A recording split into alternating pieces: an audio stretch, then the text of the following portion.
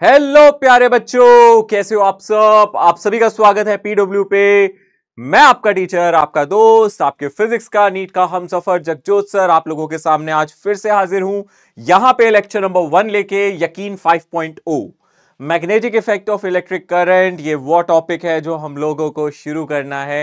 ये वो चैप्टर है जो आज हम लोगों को स्टार्ट करना है। हम लोगों ने करंट इलेक्ट्रिसिटी के बारे में पढ़ा। हम लोगों ने करंट इलेक्ट्रिसिटी में यह पढ़ा इलेक्ट्रिक करंट कैसे बनता है। अच्छा, इलेक्ट्रिक करंट से पहले भी हमने चार्जेस के बारे में अच्छे से डिस्कशन किया था इलेक्ट्रोस्टैटिक्स में। तो शुरू ये हुआ था एक चार्ज से। सबसे पहले हमने चार्ज देखा, फिर चार्ज के मोशन को देखा। तो चार्ज जब मूव कर रहा था, उसका मोशन हुआ, तो हमें समझ में आया करंट बना भाई। जब चार्ज मूव करा, इलेक्ट्रोडायनेमिक्स कहते हैं जिसको, उससे करंट बना। Rate of flow of charge को ही हम करंट कहते थे। हमने उसमें काफी कुछ पढ़ा, हमने सर्किट प्रॉब्लम किए, और बिल्कुल लास्ट में हमने एक टॉपिक पढ़ा था उसमें हीटिंग इफेक्ट ऑफ करंट। याद है, हमने देखा था कि करंट फ्लो करने से हीट जनरेट होती है। इलेक्ट्रिकल एनर्जी बेसिकली यहां हीटिंग एनर्जी में कन्वर्ट हो रही थी। ऐसा ही एक कॉन्सेप्ट यहां पे भी हम पढ़ेंगे। यहां पे पढ़ेंगे हम मैग्नेटिक इफेक्ट ऑफ करंट, यानी कि करंट की वजह से यहां पे मैग्नेटिज्म आपको मिलने वाला है। यानी मैग्नेटिज्म और हम लोग इलेक्ट्रिसिटी के बीच का रिलेशन पढ़ेंगे इस चैप्टर में। ये चैप्टर अगर आप ध्यान से देखेंगे, इस चैप्टर को ना हम दो हिस्सों में बांट सकते हैं। सबसे पहला जो हिस्सा है इस चैप्टर का, वो हम डिस्कस करेंगे कि कैसे हम लोग मैग्नेटिक फील्ड निकाल सके किसी करंट कैरिंग वायर की। यानी कि किसी वायर से करंट जा रहा है, वो मैग्नेटिक इफेक्ट दे रहा है, तो उसकी मैग्नेटिक फील्ड कैलकुलेट करना। और दूसरा हम लोग यहां पे जो निकालेंगे वो है इफेक्ट ऑफ दिस, यानी कि वायर के अंदर करंट जाने से मैग्नेटिक फील्ड क्रिएट हुई, उससे किसी और मैग्नेट पे या किसी और वायर पे कितना फोर्स लग सकता है, कितने चार्ज पार्टिकल पे कितना फोर्स लग सकता है। यानी कि फोर्स ऑन अ वायर या force on a charge in a magnetic field. यानी कि इस चैप्टर को हम दो हिस्सों में बांध देंगे। यानी कि यहां पे अगर हम मैग्नेटिक इफेक्ट की बात करें, इस चैप्टर की अगर हम बात करें मैग्नेटिक इफेक्ट, ठीक है ना, यही चैप्टर है ना जो हम लोग शुरू कर रहे हैं, मैग्नेटिक इफेक्ट ऑफ करंट ही पढ़ना है ना हम लोगों को। तो इसमें हमने बोला कि चैप्टर को क्यों ना दो हिस्सों में समझा जाए। हिस्सा नंबर 1 पहला पार्ट, यानी कि यहां पे हम लोग सबसे पहले शुरू करेंगे। यहां पे एक वायर है, करंट कैरिंग वायर की मैग्नेटिक फील्ड, ठीक है ना। Current carrying wire and it's magnetic field, इस पे चर्चा करेंगे। एक वायर जिसमें करंट जा रहा है, या फिर फ्लोइंग चार्ज पार्टिकल, कोई चार्ज पार्टिकल यहां पे फ्लो कर रहा है, मूव कर रहा है। फ्लोइंग और मूविंग चार्ज पार्टिकल जो करंट ही होता है, ठीक है ना। मूविंग चार्जेस की वजह से हम लोग क्या देखेंगे, यहां पे मैग्नेटिक फील्ड देखेंगे। Current carrying wire and it's magnetic field, ठीक है ना, उसकी मैग्नेटिक फील्ड क्या होगी, ये सबसे पहले शुरू करेंगे। मतलब ये यूनिट हम सबसे पहले उठाएंगे, यहाँ इस पे सबसे पहले चर्चा की जाएगी। फिर उठाएंगे हम किस हिस्से को, फिर हम लोग चर्चा करेंगे किस पे, हम लोग डिस्कस करेंगे फोर्स के बारे में। फोर्सेस के बारे में जो चर्चा होगी, forces and effect of magnetic field, effect of magnetic field on moving charges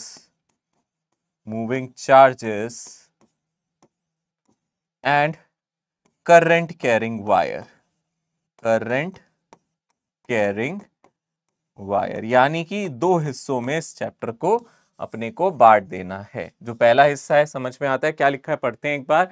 current carrying wire के बारे में चर्चा करेंगे, उस वायर से कितनी मैग्नेटिक फील्ड होगी, यानी मैग्नेटिक फील्ड के फॉर्मूलाज के बारे में यहां डिस्कशन किया जाएगा इसमें।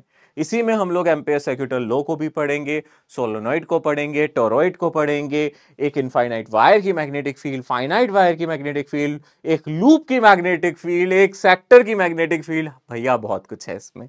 इसके बाद अब उस लूप को अगर हम किसी एक्सटर्नल मैग्नेटिक फील्ड में रख दें, या फिर किसी वायर को एक्सटर्नल मैग्नेटिक फील्ड में रख दें, या फिर मूविंग चार्ज पार्टिकल को मैग्नेटिक फील्ड में रख दें, तो उस पर क्या फोर्स लगेगा। Force and effect of magnetic field on moving charges and current carrying wire, ठीक है ना, ये बात हमें समझनी है। एक चीज आप याद रखना, कोई चार्ज पार्टिकल रेस्ट पे है, मतलब वो करंट नहीं दे रहा, तो वो मैग्नेटिज्म शो नहीं करता है, उस पर ना फोर्स लगता है, ना वो मैग्नेटिक फील्ड देता है। बट जब कोई चार्ज पार्टिकल मूव करता है, यानी कि जब वो करंट देता है तभी ये वाला चैप्टर एप्लीकेबल है, तभी इस यूनिट को हमें अच्छे से समझना है। यानी कि करंट की मैग्नेटिक फील्ड, और करंट तब है जब चार्ज पार्टिकल फ्लो कर रहा है। तो अब हम लोग शुरुआत करने वाले हैं सबसे पहले इससे, फिर हम बाद में पहुंचेंगे उस यूनिट पे। तो पहले हम लोग इस चीज से शुरू करेंगे, और यहां भी शुरू करने के लिए हम लोगों को सबसे पहले एक ऐसे फिजिसिस्ट, एक ऐसे साइंटिस्ट के बारे में देखना है जिन्होंने ये शुरुआत की, यानी कि बायोट सैवर्ट लॉ। यानी कि एक नहीं, दो साइंटिस्ट हैं, दो फिजिसिस्ट हैं जिनका नाम एक साथ यहां लिया जाता है। ठीक है, उनके बारे में डिस्कशन करना है। Magnetic field due to a current carrying straight conductor, ये किन्होंने दिया है? बायोट सैवर्ट ने दिया है ना, इसलिए इसको बोलते हैं बायोट सैवर्ट लॉ। इन्होंने एक छोटे से एलिमेंट के लिए मैग्नेटिक फील्ड दी थी। इन्हीं के लॉ को निकालते हुए हम ये चीज स्ट्रेट कंडक्टर की फील्ड देख सकते हैं, सर्कुलर लूप की देख सकते हैं, और आर्क की देख सकते हैं। शुरू करते हैं, सबसे पहले बायोट सैवर्ट लॉ से ही शुरुआत करते हैं। इन्होंने क्या बताया था? इन्होंने हमें बताया था, अगर कोई वायर है, हम कोई वायर कंसीडर कर लेते हैं लेटस से, इन्होंने कहा आप कोई वायर कंसीडर कर लो, तो हम क्यों ना एक यहां वायर बना दे। ठीक है ना, मान लो इस तरीके से ये अजीब सी शेप की कोई वायर जा रही है। ठीक है, इसमें कुछ ना कुछ करंट फ्लो कर रहा होगा, चलो फिर हम इस पे कुछ करंट ले लेते हैं। अगर इस वायर में करंट जा रहा है तो क्यों ना हम इसमें कुछ करंट ले ले। मान लो ये हमने कुछ करंट चूज कर लिया, इसमें करंट जा रहा है आई। अब इस वायर से, इस वायर के ना एक छोटे से, बहुत नन्हे मुन्ने, बहुत ही छुटकू से रीजन से या छोटे से एलिमेंट से मैग्नेटिक फील्ड क्या होगी, ये इन्होंने निकालना सिखाया। इन्होंने कहा आप इसका ना छोटा सा एलिमेंट ले लो, इस वायर का ना छोटू सा, बहुत छोटू सा एलिमेंट ले लो। ठीक है ना, बहुत छोटू सा एलिमेंट ले लो, एकदम छुटकू सा एलिमेंट हमने ले लिया, मतलब हिस्सा। एलिमेंट का मतलब है वायर का छोटा सा हिस्सा, यानी कि मैं इसको क्या बोल रहा हूं, this is element of wire. ठीक है ना, एलिमेंट वेरी स्मॉल, एलिमेंट का मतलब ही वैसे वेरी स्मॉल होता है, फिर भी हमने लिख दिया चलो बहुत छोटा, वेरी स्मॉल एलिमेंट है ना, मतलब वायर का एक छोटू सा हिस्सा जिसमें करंट जा रहा होगा। भाई करंट ऐसे जा रहा है तो इस छोटू से हिस्से में भी करंट जा रहा होगा। इसमें छोटू से हिस्से में जो करंट की डायरेक्शन होगी आप समझ सकते हो, कुछ इस तरीके से होगी, इस तरीके से ऊपर की तरफ करंट जा रहा होगा, इस छोटू से हिस्से में जा रहा होगा ना। इस छोटू से हिस्से से किसी डिस्टेंस पे, कोई भी एक डिस्टेंस ले लो, कोई भी एक पॉइंट ले लो, लेटर से यहां पे हमारा मन किया, थोड़ा और पास ले लेते हैं, चलो यहां पे मेरा मन किया कि मैं मैग्नेटिक फील्ड निकाल लूं इस छोटू से हिस्से से, पूरी वायर से नहीं, इस छोटू से हिस्से से magnetic field due to a छोटू सा वायर, ये हम निकालना चाहते हैं। तो ऐसे में हमें क्या चाहिए, इस एलिमेंट की कुछ छोटी सी लंबाई ले लेते हैं, यानी कि इसकी जो छोटी सी लेंथ ले ली मैंने, डीएल ले ली। डीएल यानी कि छोटू लेंथ, डीएल, डी का मतलब छोटा, एल का मतलब लेंथ, छोटू लेंथ डीएल से लिख दी। यहां से हमें एक वेक्टर बनाना पड़ेगा, कहां तक का, पी तक का। यहां से हम लोगों को एक वेक्टर बनाना पड़ेगा, यहां से लेके यहां तक का एक वेक्टर बना देते हैं। ठीक है, इस वेक्टर को अब हम नाम देंगे आर वेक्टर। क्या है ये आर वेक्टर, जरा हम ना यहां लिख देते हैं। आर वेक्टर क्या है, अगर हम ध्यान से देखें, आर वेक्टर का जो मैग्नीट्यूड है ना, ये हमें क्या बताता है, आर वेक्टर का क्या मैग्नीट्यूड बताता है, ये बताता है is a distance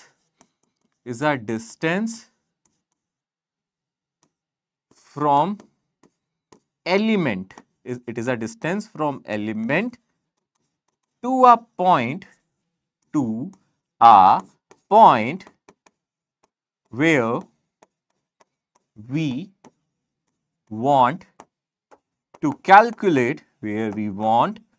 calculate magnetic field। ठीक है ना, क्या कैलकुलेट करना चाहते हैं, बोलो, मैग्नेटिक फील्ड कैलकुलेट करना चाहते हैं। ठीक है ना, बात समझ में आ रही है। तो ये जो डिस्टेंस है ना यहां से यहां तक का, आप इसको आर मैग्नीट्यूड बोल सकते हो, सिर्फ आर भी बोल सकते हो, ऐसे भी लिख दो या खाली आर लिख दो, तो समझ जाओ यहां से यहां तक का डिस्टेंस है। पी पॉइंट पे मैग्नेटिक फील्ड निकालना है। किसकी फील्ड निकालनी है, इस एलिमेंट की, इस एलिमेंट की फील्ड पी पे निकालनी है। ठीक है ना, हमें, मैं लिख देता हूं, हमें पी पॉइंट पर मैग्नेटिक फील्ड निकालनी है। किसकी, एलिमेंट की।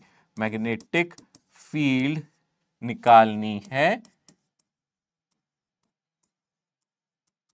एलिमेंट की। ठीक है ना, एलिमेंट की फील्ड हम लोगों को यहां पे कैलकुलेट करके दिखानी है। बात समझ में आ रही है अच्छी तरीके से, बिल्कुल सही। यहां पे ना हम डीएल को भी ना एक वेक्टर चूज कर लेंगे। ये जो डीएल है ना, इसको एक छोटा सा ऐसे एरो से दिखा देंगे और इसको भी हम एक वेक्टर मान लेंगे। यहां पे ये देख सकते हो आप, इसको डीएल वेक्टर बोलेंगे अब। ठीक है ना, इसको अब हम क्या बोलेंगे, हम बोलेंगे इसको डीएल वेक्टर। तो डीएल वेक्टर और ये आर वेक्टर, और इन दोनों के बीच में कुछ एंगल होगा, डीएल और आर के बीच में यहाँ पे कुछ एंगल होगा, इस एंगल को हम बोलेंगे theta. Theta is the angle between DL and R, यानी कि यहाँ पे जो मेरा थीटा है वो क्या है, थीटा क्या है, ये हमारा एंगल है between DL vector and R, इन दोनों वेक्टर के बीच का एंगल। अच्छा, आर वेक्टर की डायरेक्शन क्या है, यहां से डीएल से लेके पी तक की जो डायरेक्शन है वही आर की डायरेक्शन है, मतलब इसकी टेल डीएल पे, हेड पी पे। जहां पे आपको फील्ड निकालनी है वहां पे हेड रखो, जहां से निकालनी है वहां पे टेल रखो, जहां से निकालनी है वहां पे टेल, जहां पे निकालनी है वहां पे हेड। ठीक है ना, हमें पी पे निकालनी है तो पी पर हेड है इस वेक्टर का, और टेल कहां है इसकी, डीएल पे इसकी टेल है, तो ये वेक्टर है। इनके बीच का एंगल डीएल और आर के बीच का जो एंगल है ना, अगर आप ध्यान से देखो, डीएल को किसी और रंग से दिखाऊं क्या, अगर देखने में आपको दिक्कत हो रही है तो ये डीएल को मैं चलो ग्रीन कलर से दिखाता हूं ऐसे। ठीक है ना, ये वेक्टर है, डीएल वेक्टर है, ये छोटू सा वेक्टर है, इसकी लेंथ छोटी सी है, डीएल वेक्टर, और अगर आप देखो आर वेक्टर है ना, अगर मैं यहाँ साइड में दिखाऊं तो ये आपको ऐसा नजर आएगा। इसको अगर मैं जूम करके दिखाऊं तो ऐसे दिखेगा, एक डीएल वेक्टर था और दूसरा वेक्टर क्या था, ये एलिमेंट से दूसरा वेक्टर कौन सा था मेरा, आर वेक्टर। आर वेक्टर कुछ ऐसे था, यहाँ पे पॉइंट मेरा पी था, है ना। तो ये जो एंगल है ना इनके बीच का, ये angle between DL and R है, जो यहाँ पे आपको दिखाने की मैं कोशिश कर रहा हूँ। ठीक है ना, अब तो नजर आ रहा होगा भाई। ठीक है, और अगर हम ध्यान से देखें बायट-सैवर्ट लॉ में इन्होंने छोटी सी जो मैग्नेटिक फील्ड है ना, यहाँ पे डीबी बोल दिया है इसको, है ना, यहाँ पे इसको डीबी वेक्टर बोल दिया है। This is magnetic field due to element, this is magnetic field due to छोटू एलिमेंट, ड्यू टू एलिमेंट, जो भी हमने एलिमेंट लिया उसकी वजह से। एलिमेंट का मतलब कंफ्यूज मत हो जाना, पता नहीं सर एलिमेंट कर रहे थे, एलिमेंट का मतलब वायर का छोटा सा एक हिस्सा, छोटा सा टुकड़ा वायर का जो हम ले रहे हैं, बहुत छोटा टुकड़ा है ये। तो उन्होंने डीबी का एक फॉर्मूला दिया था, हम इस फॉर्मूले को भी याद रखेंगे। फॉर्मूला है mu not I DL cross R vector divided by 4 pi R cube. R का मतलब यहां से यहां तक की दूरी। तो ये फॉर्मूला हम लोगों को बायट-सैवर्ट ने दिया। इसको टुकड़ों में भी आप देख सकते हो कि यहाँ पे डीबी करंट पे डिपेंड कर रहा है डायरेक्टली, इनवर्सली डिपेंड कर रहा है किस पे, यहाँ पे ऊपर एक आर है नीचे आर है तो आर स्क्वायर आ जाएगा एक्चुअली देखा जाए तो। ठीक है ना, और डीएल पे डिपेंड कर रहा है आप कितना बड़ा हिस्सा ले रहे हो।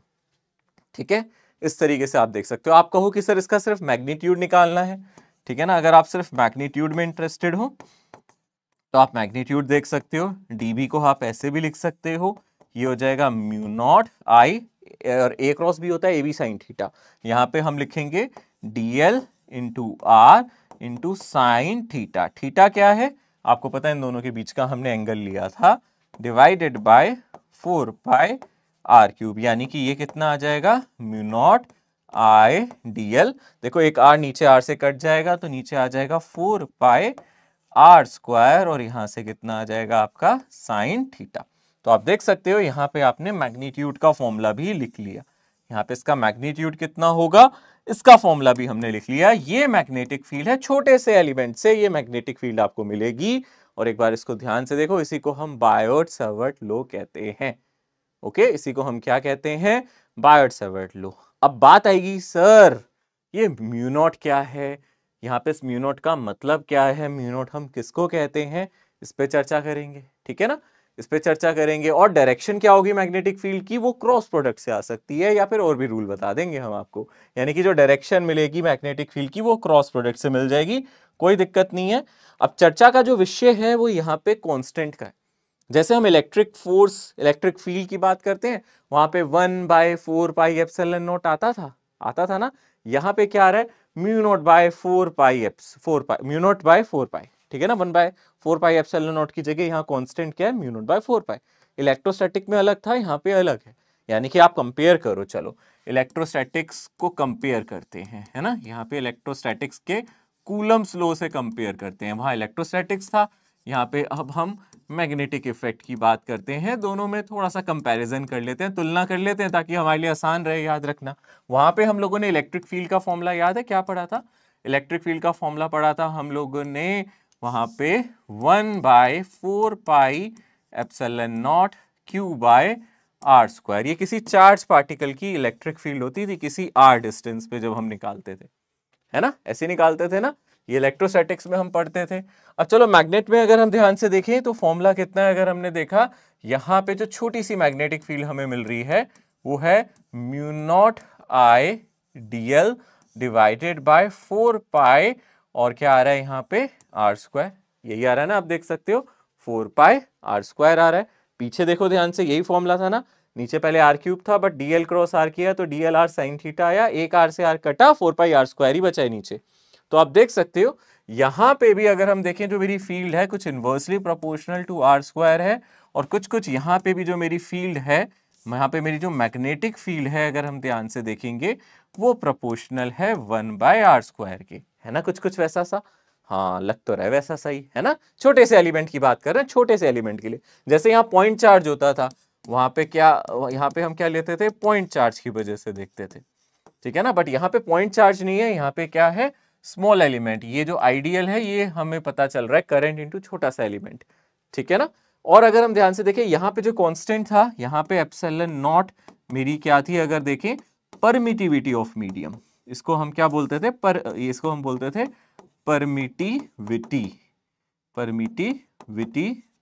ऑफ मीडियम, ये मीडियम की परमिटिविटी होती थी, ठीक है। यहां पे अगर हम ध्यान से देखेंगे इसको परमिटिविटी नहीं कहते, इसको क्या बोलते हैं, यहां पे आपको म्यू नॉट नजर आ रहा है, इसको बोलते हैं परमियाबिलिटी ऑफ मीडियम, ठीक है ना, परमियाबिलिटी। अच्छा मीडियम भी नहीं, हमें क्या बोलना चाहिए, अगर नॉट लिख रहे हैं तो वैक्यूम लिखना चाहिए ना कायदे से, क्योंकि यहाँ पे कोई मीडियम तो है नहीं, हम एयर ले रहे हैं, म्यू नॉट लिख रहे हैं, तो यहाँ पे भी हम वैक्यूम लिखेंगे, यानी कि जब भी ये नॉट आ जाएगा ना तो हम इसको क्या मान के चलेंगे, ये वैक्यूम है, इसको भी हम बोलेंगे परमियाबिलिटी ऑफ वैक्यूम। मीडियम नहीं बोलते, वैक्यूम बोल देते हैं, क्योंकि अभी हमने नॉट वर्ड यूज किया है तो हम इसको वैक्यूम के लिए बोल देते हैं।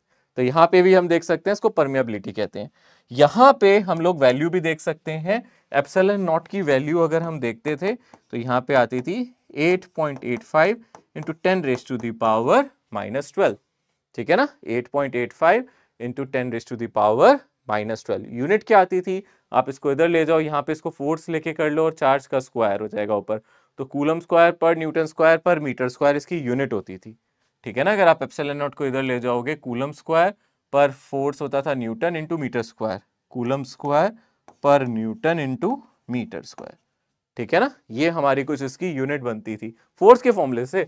फोर्स का फॉर्मूला होता था ना हमारा, ये होता था 1/4 pi epsilon not Q1 Q2, या मैं के दोनों चार्ज सेम ले लूं तो आर स्क्वायर, तो यहाँ से एप्सिलॉन नॉट का फॉर्मूला आ जाएगा coulomb square by metre square और न्यूटन, यानी कि ये इसकी यूनिट होती थी। पर अब यहाँ पे आते हैं, यहाँ पे इसकी जो वैल्यू आती है म्यू नॉट की, ये क्या होती है, ये होती है 4 pi into 10 raise to the power -7, ठीक है ना, 4 pi into 10 raise to the power -7। अब बात करते हैं इसकी यूनिट क्या होती है सर। अगर आप यहाँ म्यू नॉट की बात करो तो डीबी, पहले आपको डीबी की यूनिट सोचनी पड़ेगी। ये डीबी क्या है, मैग्नेटिक फील्ड है, डीबी क्या है, मैग्नेटिक फील्ड है। मैग्नेटिक फील्ड की ऐसा यूनिट हमें पता होनी चाहिए। अगर आप मैग्नेटिक फील्ड की बात कर रहे हो, मैग्नेटिक फील्ड की एसआई यूनिट आपको पहले से पता होनी चाहिए। इसकी एसआई यूनिट को हम प्यार से टेस्ला बुलाते हैं, कैपिटल टी। मैग्नेटिक फील्ड की जो एसआई यूनिट है वो टेस्ला कहलाती है, कैपिटल टी आप इसको बोलते हो, ठीक है। तो यहां पे अगर हम ध्यान से देखें, यहां पे अगर आपको म्यू नॉट की लिखनी है तो आपको पता है ऊपर एक लेंथ है, नीचे एक लेंथ है, ऊपर ये मीटर में होगा, ये मीटर स्क्वायर में होगा, तो नीचे बचेगा मीटर, मीटर को टेस्ला में मल्टीप्लाई करो और एम्पियर से डिवाइड करो, यानी कि टेस्ला मीटर पर एम्पियर। ये कैसे आया, अगर आप म्यू नॉट का यहां से फॉर्मूला देखोगे, ये बनेगा डीबी, है ना, मैग्नेटिक फील्ड, इनटू अगर आप ध्यान से देखोगे 4 पाई आर स्क्वायर, और नीचे आ जाएगा आई डीएल, यही बन जाएगा ना फॉर्मूला अगर आप म्यू नॉट का देखोगे। इसकी टेस्ला है, ठीक है ना, 4 पाई की कोई यूनिट है नहीं, इसकी मीटर स्क्वायर है, और नीचे इसकी एम्पेयर है और इसकी मीटर है। ये मीटर स्क्वायर से मीटर कैंसिल हो जाएगा, करंट की एम्पेयर हो गई और डीबी की टेस्ला हो गई, तो आप देख सकते हो ये इसकी यूनिट हो गई। सो आप in short mu not by 4 pi को हमेशा कितना डाल सकते हो, इसको हम बोल सकते हैं 10 की पावर -7 टेस्ला मीटर पर एम्पियर, यानी कि इन शॉर्ट जहां भी आपको म्यू नॉट बाय 4 पाई एक साथ दिखे, आप इसको 10 की पावर -7 डाल सकते हो। ये परमियाबिलिटी वैक्यूम की है। किसी मीडियम में जाएंगे तो बदल जाएगी भाई, तो हमें इसमें म्यू आर मल्टीप्लाई करना पड़ेगा। किसी मीडियम में अगर हम जाएंगे तो ये बदल जाएगा, ठीक है ना, यानी कि इन सम मीडियम, किसी मीडियम में अगर हम जाएंगे तो यहां पे इसकी वैल्यू थोड़ी सी बदल जाएगी, यहां पे हमें म्यू मिलेगा। म्यू होता है हमारा परमियाबिलिटी ऑफ मीडियम। अब ये हमारी मीडियम की हो जाएगी, जैसे वहां हो जाती थी, वहां एप्सिलॉन आ जाता था, यानी कि ये परमियाबिलिटी हो जाएगी mu not into mu R. Mu R होगा रिलेटिव परमियाबिलिटी, बट इस पे बाद में चर्चा करेंगे, अभी नहीं ज्यादा डिस्कस करते क्योंकि इसको बाद में हम डिस्कस करेंगे, बट अभी के लिए इतना याद रखो, ठीक है ना। क्या देखा अब हम लोगों ने, एक बार शुरू से आते हैं। बायोट सवर्ट लो देखा, बायोट सवर्ट ने क्या किया, बायोट सवर्ट ने कमाल का काम किया, इन दोनों ने कमाल का काम किया। इन्होंने बहुत ही प्यारा अनोखा सा फॉर्मूला दिया छोटे से करंट कैरिंग एलिमेंट की मैग्नेटिक फील्ड का। पर ये मैग्नेटिक फील्ड कैसे निकलेगी, क्रॉस प्रोडक्ट से। कैसे निकलेगी, क्रॉस प्रोडक्ट से, डीएल क्रॉस आर। वैसे आप देख सकते हो अगर ये एलिमेंट ऐसे है और आर वेक्टर आपका ऐसे है, दिख रहा है आपका आर वेक्टर ऐसे है, डीएल क्रॉस आर की डायरेक्शन क्या आएगी, आप ऐसे जाओगे डीएल से आर की तरफ। भूल तो नहीं गए ना, क्रॉस प्रोडक्ट लेना मैंने बहुत प्यार से सिखाया था, याद है ना।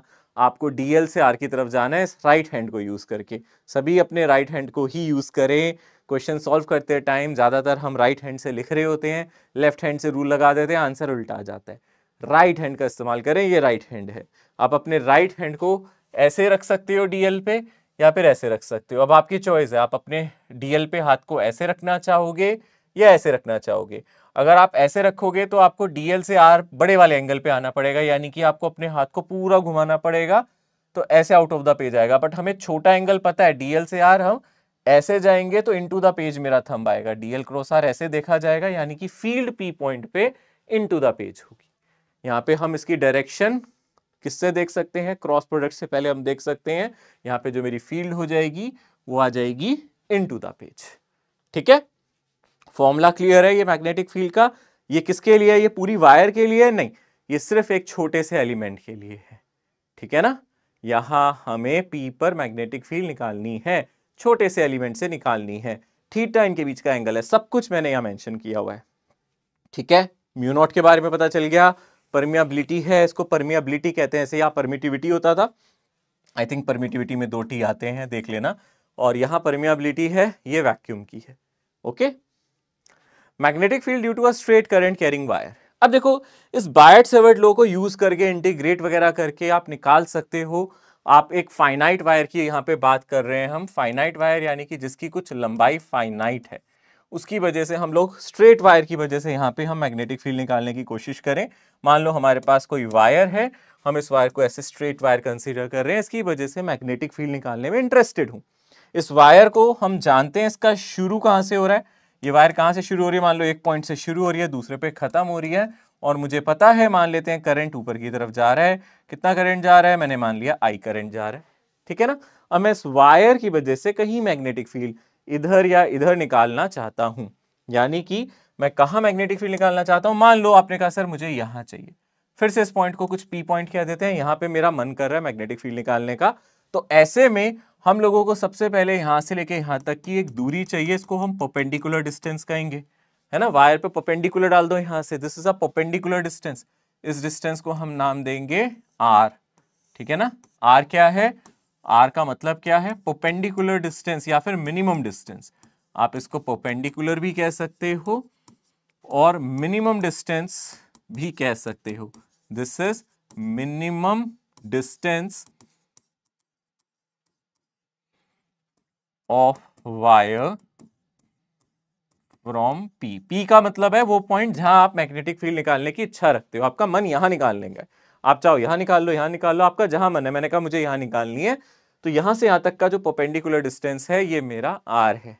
अब यहां से हम लोग देखेंगे क्या, हम वायर के दोनों हिस्सों को यहां से मिला देंगे, ऐसे मैं मिला देता हूं, ऐसे dot dot dot dot dot ऐसे करके मिला देता हूं, इसको भी और इस वाले हिस्से को भी इस तरीके से यहां पे मिला देता हूं, ठीक है ना। अब मुझे क्या चाहिए, मुझे चाहिए एंगल्स, मुझे चाहिए कि ये एंगल कितना है। ये कैसा मेजर कर रहा हूं मैं एंगल, अगर आप देखोगे इस लाइन से, ये जो मैंने लाइन डाली थी ना परपेंडिकुलर, ये वाली लाइन कंसीडर करो, इस लाइन से ये एंगल कैसे बनाया है, क्लॉक या एंटी क्लॉक, देखो क्लॉकवाइज बनाया है, ठीक है ना, देख सकते हो। तो ये वाला एंगल क्लॉक है, तो नीचे वाला एंगल आपका एंटी क्लॉक बनेगा ही अपने आप, एक क्लॉक बनेगा तो दूसरा एंटी क्लॉक बनेगा यहां से, ठीक है ना। ये एंगल मेरा थीटा 2 है ना, तो ये थीटा 1 है, ये थीटा 2 है। अब आप बायोट सेवर्ट लॉ का इस्तेमाल कर सकते हो। आप यहाँ छोटा सा एलिमेंट यहाँ पे रखो, उसकी से फील्ड निकालो, फिर इस एलिमेंट पे इंटीग्रेशन करो, सॉल्व करो, पर इतना अपने को नहीं करना है, इतना तो समय ही नहीं है एग्जाम में करने का। अपने को डायरेक्ट फॉर्मूला याद रखना है।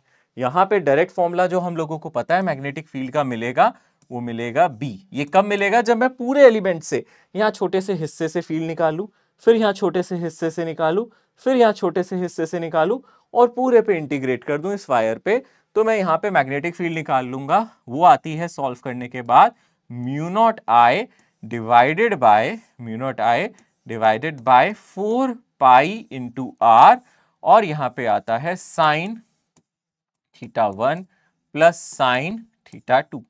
कुछ इस तरीके से आता है, sine theta 1 plus sine theta 2। ये फॉर्मूला अपने को याद रखना है भाई, ये फॉर्मूला बहुत ज्यादा काम का है। ये फॉर्मूला याद नहीं है तो फिर इस चैप्टर में आगे बढ़ने की जरूरत ही नहीं है। फिर मुझे लगता है पहले तो इस फॉर्मूले से दोस्ती कर लो। फाइनाइट वायर की वजह से, एक वायर जिसकी लेंथ फाइनाइट है, हम जानते हैं इसका एक जगह स्टार्टिंग पॉइंट है, दूसरी जगह ये खत्म हो जाती है, इस पे हम मैग्नेटिक फील्ड निकालने में इंटरेस्टेड हैं, ठीक है ना। एक फाइनाइट वायर की वजह से यहाँ पे हम मैग्नेटिक फील्ड निकालने में इंटरेस्टेड हैं। क्या आती है? Mu not I divided by 4 pi R sine theta 1 by sine theta 2।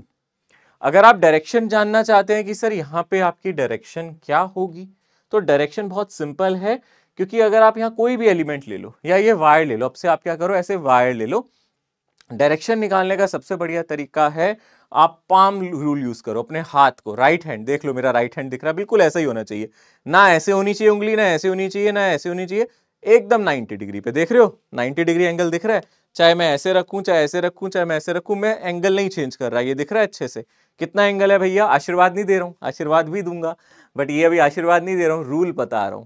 Palm rule, palm जानते हो, अपने हाथ के इस हिस्से को पाम कहते हैं, यानी कि मैं आपको एक रूल बता रहा हूं, इसको आप याद रख सकते हो, पाम रूल। इससे आप निकाल सकते हो ऐसे वाले क्वेश्चंस, पाम रूल से आराम से निकल जाते हैं। आप जानना चाहते हो इस करंट कैरिंग वायर से यहाँ मैग्नेटिक फील्ड की डायरेक्शन क्या होगी, तो वो हमारा ये पाम, ये लकीरें, हाथों की लकीरें बताएंगी, लकीरें जैसे जिधर होंगी वहां होगी, है ना। कैसे पता चलेगा? यहाँ पे मान लो आप इधर निकालना चाहते हो, ठीक है ना, तो आप क्या करोगे, आप अपने हाथ को ऐसे रखो और अपने अंगूठे को करंट की डायरेक्शन में लेके जाओ। क्या करना है? अपने अंगूठे को करंट की डायरेक्शन में ले जाना है। करंट कहां जा रहा है, ठीक है ना, मान लो मैं यहां निकालना चाहता हूं, यहां रखो अपने हाथ को, इसके बिल्कुल सामने रखो, है ना, यहां निकालना चाहते हो, यहां रखो अपने हाथ को, और अंगूठे को करंट की डायरेक्शन में आप ऐसे भी ले जा सकते हो और ऐसे भी ले जा सकते हो। देखो दोनों तरीके से ले जा सकते हो, है ना, ऐसे भी ले जा सकते हो और ऐसे भी ले जा सकते हो, ठीक है ना। पर आप कहोगे सर अंगूठे को ऐसे भी ले जा सकते हैं ऊपर की तरफ, ऐसे भी ले जा सकते हैं। ऊपर क्यों कर रहा हूं अंगूठा? अरे बाबा करंट ऊपर जा रहा है तो अंगूठा ऊपर ही जाएगा, है ना। यहां पे निकालना है, इसके जस्ट सामने वाले पॉइंट पे आओ। कहां निकाल रहे हो? यहां निकाल रहे हो, इसके जस्ट सामने वाले पॉइंट पे आओ। यहां आ गए, अब अंगूठे को कहां ले जाओ? करंट की डायरेक्शन में। अंगूठे को कहां ले जाओ? करंट की डायरेक्शन में। आप कहोगे सर ऐसे भी ले जा सकते हैं, ऐसे भी ले जा सकते हैं, कैसे ले जाना चाहिए सर? आपको फील्ड कहां निकालनी है? इस वायर के इधर या इधर? कहां निकालनी है फील्ड? कहां निकालनी है? इस वायर के लेफ्ट साइड या वायर के राइट साइड? अरे सर हमें तो पी पे निकालनी है, ये पॉइंट वायर के राइट साइड है, यानी कि ये जो आपकी टिप्स है ना, फिंगर की आगे की टिप्स, टिप्स का मतलब ये जो इसका सिरा है, जो आगे का हिस्सा है, जो आपके नखून है, ये पॉइंट पी की तरफ होने चाहिए। तो ऐसे रखूंगा तो पी की तरफ थोड़ा ना गए, ऐसे रखना पड़ेगा तभी तो पी की तरफ गए। अंगूठा गया करंट की डायरेक्शन में, उंगलियां गई मेरी पी के डायरेक्शन में। उंगलियों को उस पॉइंट की तरफ ले जाओ जहां पे फील्ड निकालनी है, अंगूठे को करंट की डायरेक्शन में, यानी कि आप थंब जो है ना, यहाँ पे जो हमारा अंगूठा है, ठीक है ना, यहाँ पे जो मेरे हाथ का थंब है, थंब को कहां ले जाना है? थंब को ले जाना है इन डायरेक्शन ऑफ करंट। कहां ले जाना है? इन डायरेक्शन ऑफ करंट। इसको ले जाना है करंट की डायरेक्शन में। और अपनी उंगलियों को कहां ले जाना है? ये जो हमारी फिंगर्स है, इसको कहां ले जाना है? अगर पॉइंट पी इधर है तो इसको पी की तरफ ले जाना है। फिंगर्स को in the direction of, fingers को, हमारी जो यहाँ पे फिंगर्स हैं, ठीक है ना, फिंगर्स टूवर्ड्स पॉइंट पी, है ना, जिस पे हमें निकालने हैं। यहाँ पी पॉइंट का मतलब है जहां फील्ड निकालना चाहते हैं। तो इससे क्या आया? अंगूठा ऊपर आया, इधर आया, तो इससे क्या मिला? मेरे पाम, मेरा हथेली कहां जा रही है? अगर आप ध्यान से देखोगे इनटू द पेज, मेरा हथेली क्या बता रही है? मेरी मैग्नेटिक फील्ड अंदर की तरफ होगी, है ना, अंदर की तरफ होगी, ठीक है ना। कहां होगी बोलो? इनटू द पेज, यानी कि यहां पे जो मैग्नेटिक फील्ड होगी वो कैसी होगी? आप क्रॉस से दिखा सकते हो, इनटू पेज। मैग्नेटिक फील्ड यहाँ पे मुझे कैसी मिलेगी, इनटू पेज, यानी कि अंदर की तरफ जाएंगी यहां से फील्ड लाइन। और फॉर्मूला क्या है, mu not I sine theta 1 sine theta 2 divided by 4 pi R. ठीक है, इस पूरी वायर की वजह से जो मैग्नेटिक फील्ड यहां होगी इनटू पेज आएगी। कैसे निकाला, पाम रूल। कौन से हाथ का, राइट हैंड का, लेफ्ट का मत ले लेना, राइट हैंड है, ठीक है ना। राइट और लेफ्ट तो जानते हो ना अपने हाथ, है ना, कौन सा राइट हैंड है कौन सा लेफ्ट हैंड है, जानते हो ना। सो ये फॉर्मूला हम लोगों को डायरेक्ट याद रखना है, कोई डेरिवेशन नहीं करनी है, फॉर्मूला याद रखना है। आर क्या है, परपेंडिकुलर डिस्टेंस है पॉइंट पी का, कहां से, वायर से। Sign theta 1 plus sine theta 2, theta 1 theta 2 and point से यहां तक के एंगल है। ठीक है, और देख लेते हैं, चलो अगर हम डायरेक्शन को देखते हैं, डायरेक्शन खेलते हैं, चलो चलो खेलें डायरेक्शन। ठीक है ना, सीखते हैं डायरेक्शन कैसे करना है। जैसे मान लो आपने कहा कि सर और सिखाओ ना सर, मजा नहीं आया ऐसा डायरेक्शन निकालने में। सर ये रही वायर, है ना, इस वायर में सर करंट जा रहा है, अब आप कहीं भी ले लो भैया करंट, है ना। मान लो ये पॉइंट है ना, इस पॉइंट को नाम दे दिया M, इसको दे दिया N, मैंने बोला करंट जा रहा है यहाँ पे। अच्छा और बनाओ सर, एक साथ बना देते हैं 4-5 डायग्राम, है ना, काहे इतनी मेहनत करें, एक ही साथ बना देते हैं 4-5 डायग्राम, और फिर उसके बाद एक ही साथ डिस्कस करते चलेंगे एक एक करके। ठीक है, एक ये डायग्राम बना दिया, इसमें करंट अब कहाँ जा रहा है, सर इसमें करंट जा रहा है, मान लेते हैं नीचे की तरफ आई। ठीक है, और दिखाओ जी, और दिखाओ, और ले लेते हैं, और कहाँ ले लेते हैं हम, मान लो भाई यहाँ पे एक वायर है, ये रही वायर। ठीक है, इसमें करंट कैसे मान लो ऐसे जा रहा है, कितना करंट जा रहा है, आई जा रहा है। ठीक है ना, वायर को नाम देने की जरूरत वैसे है नहीं, मान लो इस तरीके से। हमने ये 3 केसेस डिस्कस करने हैं और अब आप लोगों को मुझे बताना है। ठीक है, चलो करते हैं जी, डिस्कशन करते हैं, चर्चा करते हैं, कौन सी बड़ी चीज है।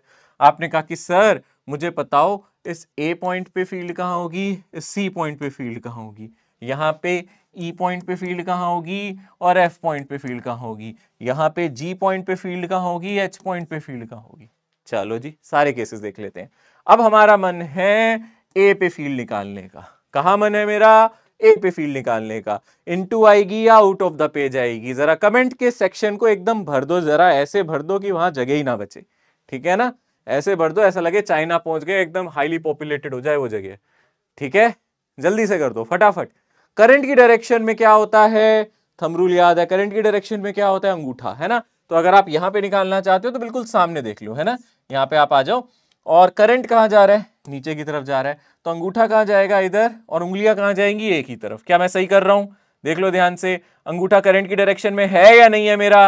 अरे देख लो भैया, ध्यान से देखो, अंगूठा करंट की डायरेक्शन में है और ये उंगलियां एक ही डायरेक्शन में है, बिल्कुल सही है। यानी कि इनटू द पेज, यानी कि यहां मैग्नेटिक फील्ड होगी इनटू द पेज, ऐसे क्रॉस बना दो, मैग्नेटिक फील्ड होगी इनटू पेज, ए पे मैग्नेटिक फील्ड इनटू पेज।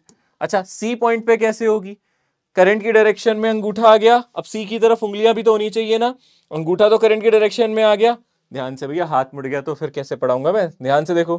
ठीक है ना, इससे ज्यादा नहीं मोड़ूंगा मैं अपना हाथ भैया, हाथ टूट जाएगा, ध्यान से करना, है ना। करंट की डायरेक्शन में अंगूठा, तो सी पॉइंट पे कैसी फील्ड आएगी, आउट ऑफ द पेज। मैं ऐसे डॉट करके बना रहा हूं, इस डॉट का मतलब क्या हो गया, आउट ऑफ पेज, यानी कि फील्ड लाइन यहां बाहर निकलेगी, यहां से फील्ड लाइन बाहर निकलेगी आपकी तरफ, यहां पे फील्ड लाइन अंदर की तरफ एंटर करेगी, अंदर की तरफ। ठीक है, ई और एफ पे आ जाओ, चलो करो फटाफट, ई और एफ पे जल्दी से। सबसे पहले किस पे बता दो, सबसे पहले मुझे एफ पे बताओ, चलो एफ पे बताओ जल्दी से, कमेंट सेक्शन में आग लगा दो फटाफट जल्दी से। रिकॉर्डेड सेशन लगे ना किसी को कि रिकॉर्डेड देख रहा है, लाइव से ज्यादा मजा आ जाएगा इसमें। ठीक है ना, चलो फील लो पूरा, सोचो मैं सामने खड़ा हूं, खड़ा ही हूं आपके सामने, अभी भी खड़ा हूं, जल्दी से करो। यहां करंट नीचे जा रहा है, मैग्नेटिक फील्ड हमें एफ पे निकालनी है, तो आपने अपना थंब किया नीचे की तरफ, है ना भाई साहब, हाथ मुड़ जाता है ऐसे, ध्यान से करना। ठीक है ना, थंब ऐसे किया, ऐसे ही होगा ना भैया, थंब, ये मेरा पाम कहाँ आएगा, आउट ऑफ द पेज आएगा अगर आप एफ पे निकाल रहे हो। अरे भाई आपकी उंगलियां इधर आएंगी हाथ की, है ना, ये लकीरें होंगी हाथ की और थंब नीचे होगा, ऐसे ही हो रहा होगा ना, तो पाम आपका आउट ऑफ द पेज आएगा। अरे आपका ये हाथ है ना, ये साइड नहीं, ये वाली side out of the page आ रही है ऐसे करने पे, ऐसे ही तो कुछ हो रहा है ना, हो रहा है ना। यानी कि यहाँ पे फील्ड कैसी होगी, आउट ऑफ द पेज होगी, है ना। यहाँ पे फील्ड कैसी होगी अगर हम ध्यान से देखें, आउट ऑफ पेज होगी। और अगर आप ई पे देखोगे तो यहाँ पे आपका अंगूठा नीचे, और ई पे अगर आप फील्ड देखोगे तो ई पे जो फील्ड होगी वो कैसी होगी, क्रॉस आनी चाहिए, यानी कि इनटू पेज। यही आ रहा है ना आपका, ठीक है ना, सही कर रहे हैं ना, राइट हैंड कर रहे हो ना, लेफ्ट हैंड तो नहीं कर रहे ना। राइट और लेफ्ट हैंड में फर्क पता है ना। चलो जी यहाँ पे बताओ एच पे जी पे, अगर आप यहाँ पे एच पे देख रहे हो तो बहुत आसान है, इनटू द पेज, तो फिर जी पे अपना आप ही आउट ऑफ द पेज हो जाएगी, इसमें सोचना क्या। अरे अगर एक साइड आउट होती है दूसरी साइड इन होती है, ठीक है ना। एच पे कैसी होगी, इनटू द पेज, तो जी पे कैसी होगी, आउट ऑफ द पेज। आ रहा है यही आंसर, ठीक है ना। जी पे निकाल पा रहे हो ना, कुछ दिक्कत नहीं है, ऐसे कर लो, जी पे आउट ऑफ द पेज। अरे देखो ये मेरा फिंगर्स कहाँ जा रही है, जी की तरफ और ये करंट की तरफ। पाम रूल से आप देख सकते हो, आसानी से ये देख सकते हो, बहुत आसान है, ठीक है, क्लियर है। एक राइट हैंड थंब रूल भी होता है, उससे भी देख सकते हैं, उससे भी बताऊंगा, पर पहले इसको देख लो। ओके ठीक है, समझ में आ गया होगा मुझे लगता है। अब अगर हम ध्यान से देखें और हम इस पे चर्चा करते हैं, अभी तक मैंने एक फाइनाइट वायर की बात की है, अब हम एक केस डिस्कस करते हैं, इसको हम बोलेंगे infinite wire, magnetic field due to infinite wire. Magnetic field जो हम देख रहे हैं ड्यू टू किसकी वजह से देख रहे हैं, इनफाइनाइट। अब हम इनफाइनाइट स्ट्रेट वायर की बात कर रहे हैं, इनफाइनाइट वायर। इनफाइनाइट वायर का मतलब है इसकी लेंथ बहुत ज्यादा है, और लेंथ बहुत ज्यादा कैसे हो सकती है सर, कोई भी वायर इनफाइनाइट कैसे हो सकती है, सोचो। क्या इलेक्ट्रोस्टैटिक्स में भी ये दिक्कत आई थी, हमें इलेक्ट्रिक फील्ड निकालनी थी इनफाइनाइट वायर की, फिर हमने कहा था इनफाइनाइट वायर तो कुछ होती ही नहीं है, हमने तो ऐसी कोई वायर देखी नहीं है जिसकी लेंथ इनफाइनाइट हो, तो फिर यहाँ क्यों बात कर रहे हैं। यानी कि हम लोग जो डिस्टेंस ले रहे हैं वायर से वो बहुत क्लोज ले रहे हैं, यानी कि magnetic field due to infinite wire का मतलब है आपकी वायर तो कभी इनफाइनाइट नहीं हो सकती, ऐसे मेरी वायर है ना, बट इसकी जो लेंथ है ना वो इतनी लंबी है उस डिस्टेंस से, यानी कि आर काफी छोटा है एल से। कहने का मतलब है जहां पे आपको फील्ड निकालनी है, मान लो इस पॉइंट पे निकालनी है पी पे, तो यहां से यहां तक की जो दूरी है ये मेरी आर होगी, यहां से यहां तक का जो डिस्टेंस है वो क्या होगा, हमारा आर होगा। तो इस डिस्टेंस पे अगर हम ध्यान से देखें दो एंगल बनेंगे, अब ये वाला एंगल जो नीचे होता था ये काफी नीचे तक जाएगा, ये एंगल बढ़ता जाएगा, है ना, ये मेरा θ2 था, और ऊपर वाला एंगल भी बढ़ता जाएगा, ये एंगल कितना था मेरा, θ1 था। अब आप इस लेंथ को बहुत लंबा ले रहे हो, ये एंगल बढ़ते बढ़ते बढ़ते बढ़ते बढ़ते कहां तक पहुंच जाएगा, 90 डिग्री। ऐसे नीचे वाला एंगल कहां पहुंच जाएगा, 90 डिग्री।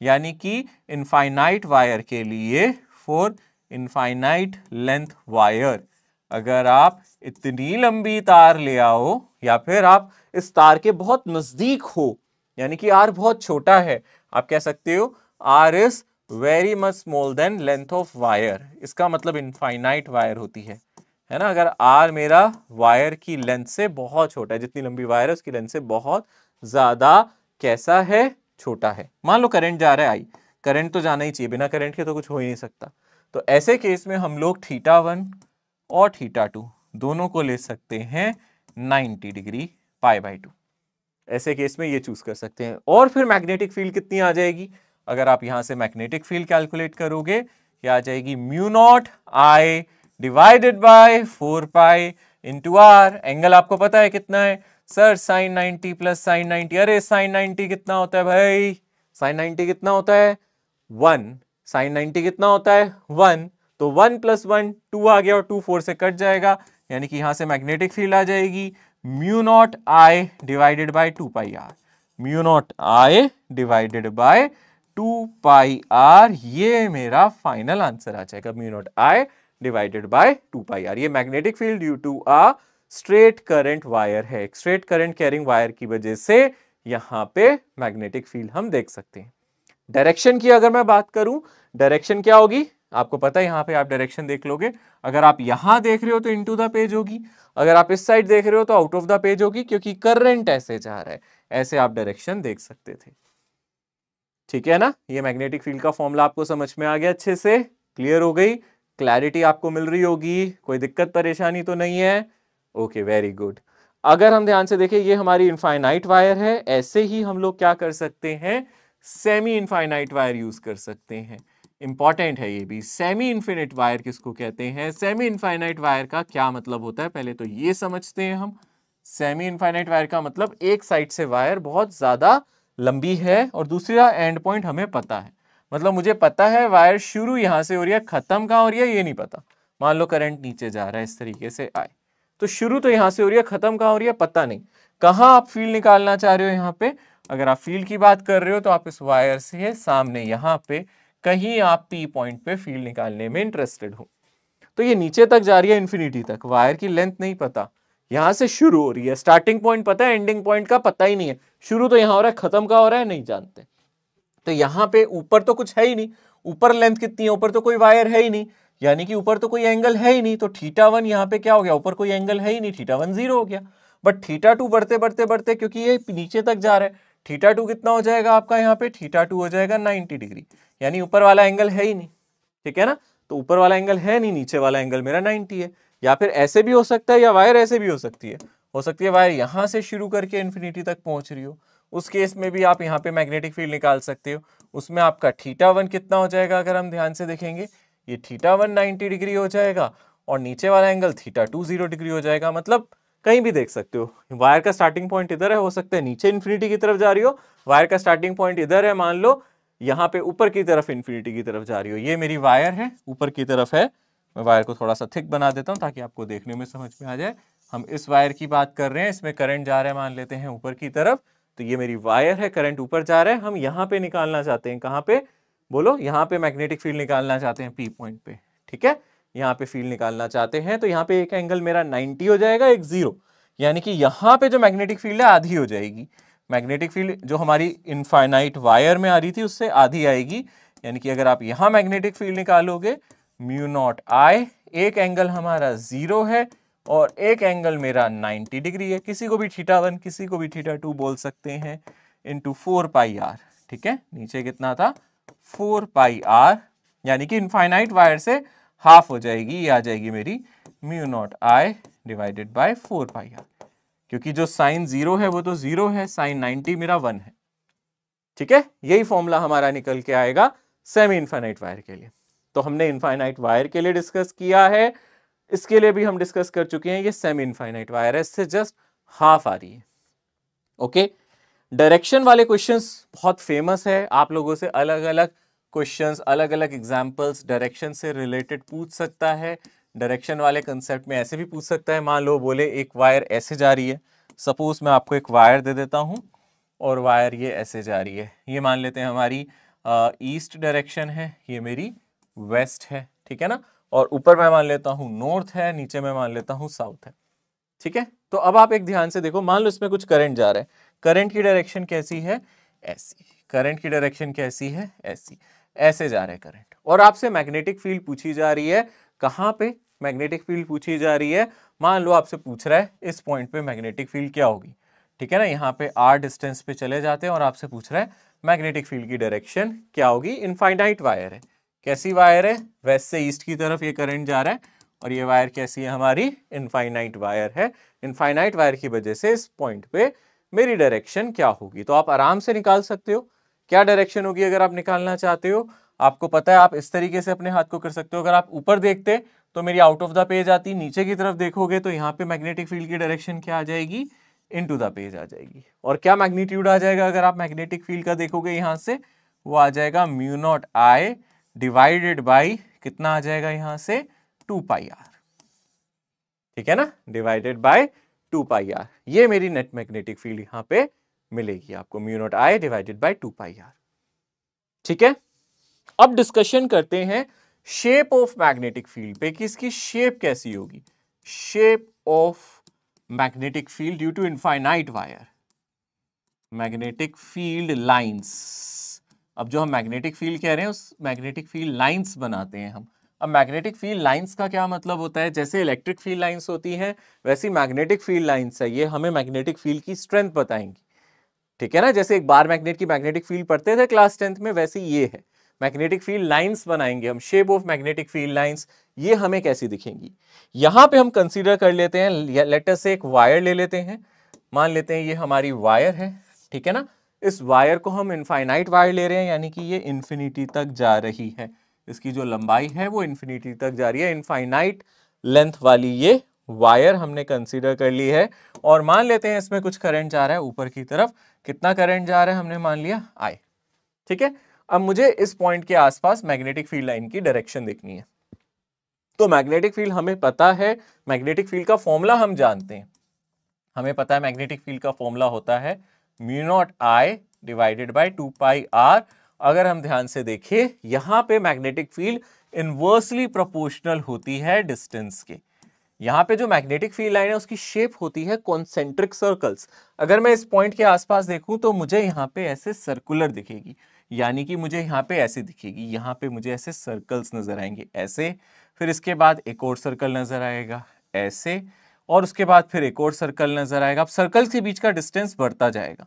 अब नेक्स्ट सर्कल नजर आएगा मुझे ऐसे, इसके बाद एक और सर्कल नजर आएगा, इसका डिस्टेंस और बढ़ जाएगा, ठीक है ना, इसका डिस्टेंस और बढ़ जाएगा ऐसे, ये हमें सर्कुलर दिखेगा। ऊपर से मैं देखूंगा तो मुझे सर्कुलर दिखेगी, ठीक है ना, ऊपर से देखने पे ये मुझे सर्कुलर दिखेगी, यानी कि ये सर्कुलर है, ठीक है ना, ये एक प्लेन में है, ये सारी एक ही प्लेन में है। जैसे ये वायर है तो मैं इस पॉइंट पे देख रहा हूं तो मुझे एक सर्कल, इसी के आगे एक और सर्कल, इसी के आगे एक और सर्कल, इस तरीके से नजर आ रहा है, ठीक है ना, इसके आसपास ये सर्कुलर होगी।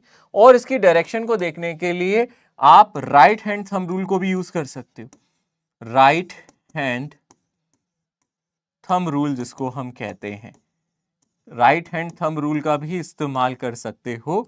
राइट हैंड थंब रूल में हम क्या करते हैं, हम अपने अंगूठे को करंट की डायरेक्शन में जैसे पहले किया था, इसमें हम क्या करेंगे वैसे ही करेंगे। यहां पे हम क्या मान के रखेंगे कि हमें कंडक्टर को पकड़ लेना है, मान लो इस तार को पकड़ लेना है, अरे झटका नहीं लगेगा, पकड़ लो, कोई दिक्कत नहीं, असली की तार नहीं है कि झटका लग जाए, ठीक है ना।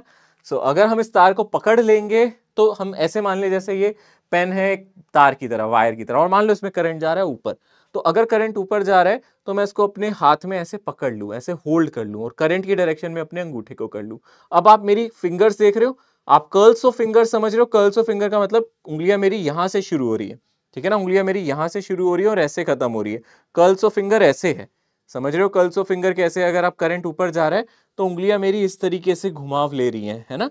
यहां भी अगर आप ध्यान से देखोगे, अगर आप इसको ऐसे समझ लो, आपने इसको अपने हाथ में पकड़ रखा है, तो आपकी कर्ल्स ऑफ फिंगर इस डायरेक्शन में होंगी, वो आपको कुछ ये डायरेक्शन देंगी इस तरीके से।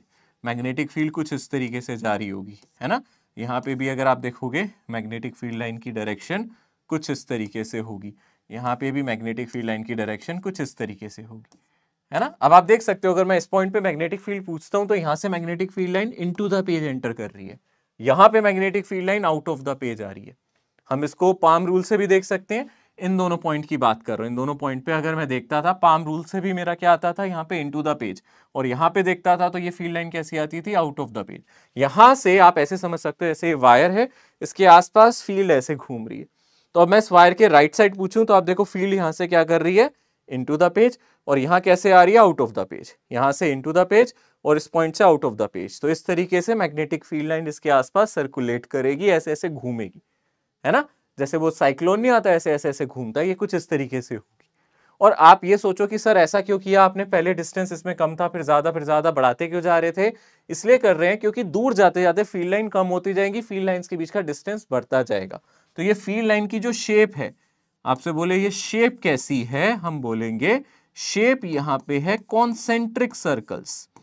इसको हम क्या बोलते हैं, कॉन्सेंट्रिक सर्कल्स। कॉन्सेंट्रिक का मतलब जिनका एक ही सेंटर हो, इन सभी सर्कल का सेंटर ये है ना, इस सेंटर की तरफ इसके अबाउट ही घूम रही है, इन सभी का सेंटर ये है, इसके अबाउट ये घूम रही है, यानी कि concentric circle with increasing radius, है ना, इंक्रीजिंग रेडियस, ये हम देख सकते हैं, ये हमारे कॉन्सेंट्रिक सर्कल्स बनेंगे। आप ये मैग्नेटिक फील्ड लाइन को ऑब्जर्व कर सकते हो, ये shape of magnetic field lines है। अगर आप एक इनफाइनाइट वायर की बात कर रहे हो, अगर आप यहां देखोगे तो भी कॉन्सेंट्रिक हर जगह बनेंगे, है ना। आपको सर मुझे इस पॉइंट के अबाउट बताओ, तो यहां भी ऐसे कॉन्सेंट्रिक सर्कल्स बनेंगे, ऐसे, फिर अगला वाला, फिर और अगला वाला, फिर ऐसे ऐसे ही कॉन्सेंट्रिक सर्कल्स यहां पे भी बनेंगे, ठीक है ना।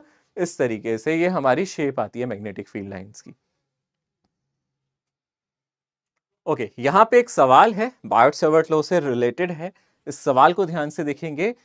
A wire placed along north-south direction carries a current of 5 ampere from south to north। यानी कि एक वायर इस तरीके से पड़ी है, ठीक है, ये मान लेते हैं हमारा ईस्ट होता है, ठीक है ना, इसको हम मान लेते हैं वेस्ट, और ऊपर हो गया मान लो मेरा नॉर्थ और नीचे हो गया साउथ। तो वो बोल रहा है या wire placed along north south direction carries a current 5 ampere from south to north, यानी कि ऊपर की तरफ कुछ करंट जा रहा है, और वो करंट कितना जा रहा है, 5 एम्पियर हमारा करंट जा रहा है। ये सवाल में हमें दिया है, ऊपर 5 एम्पियर करंट जा रहा है।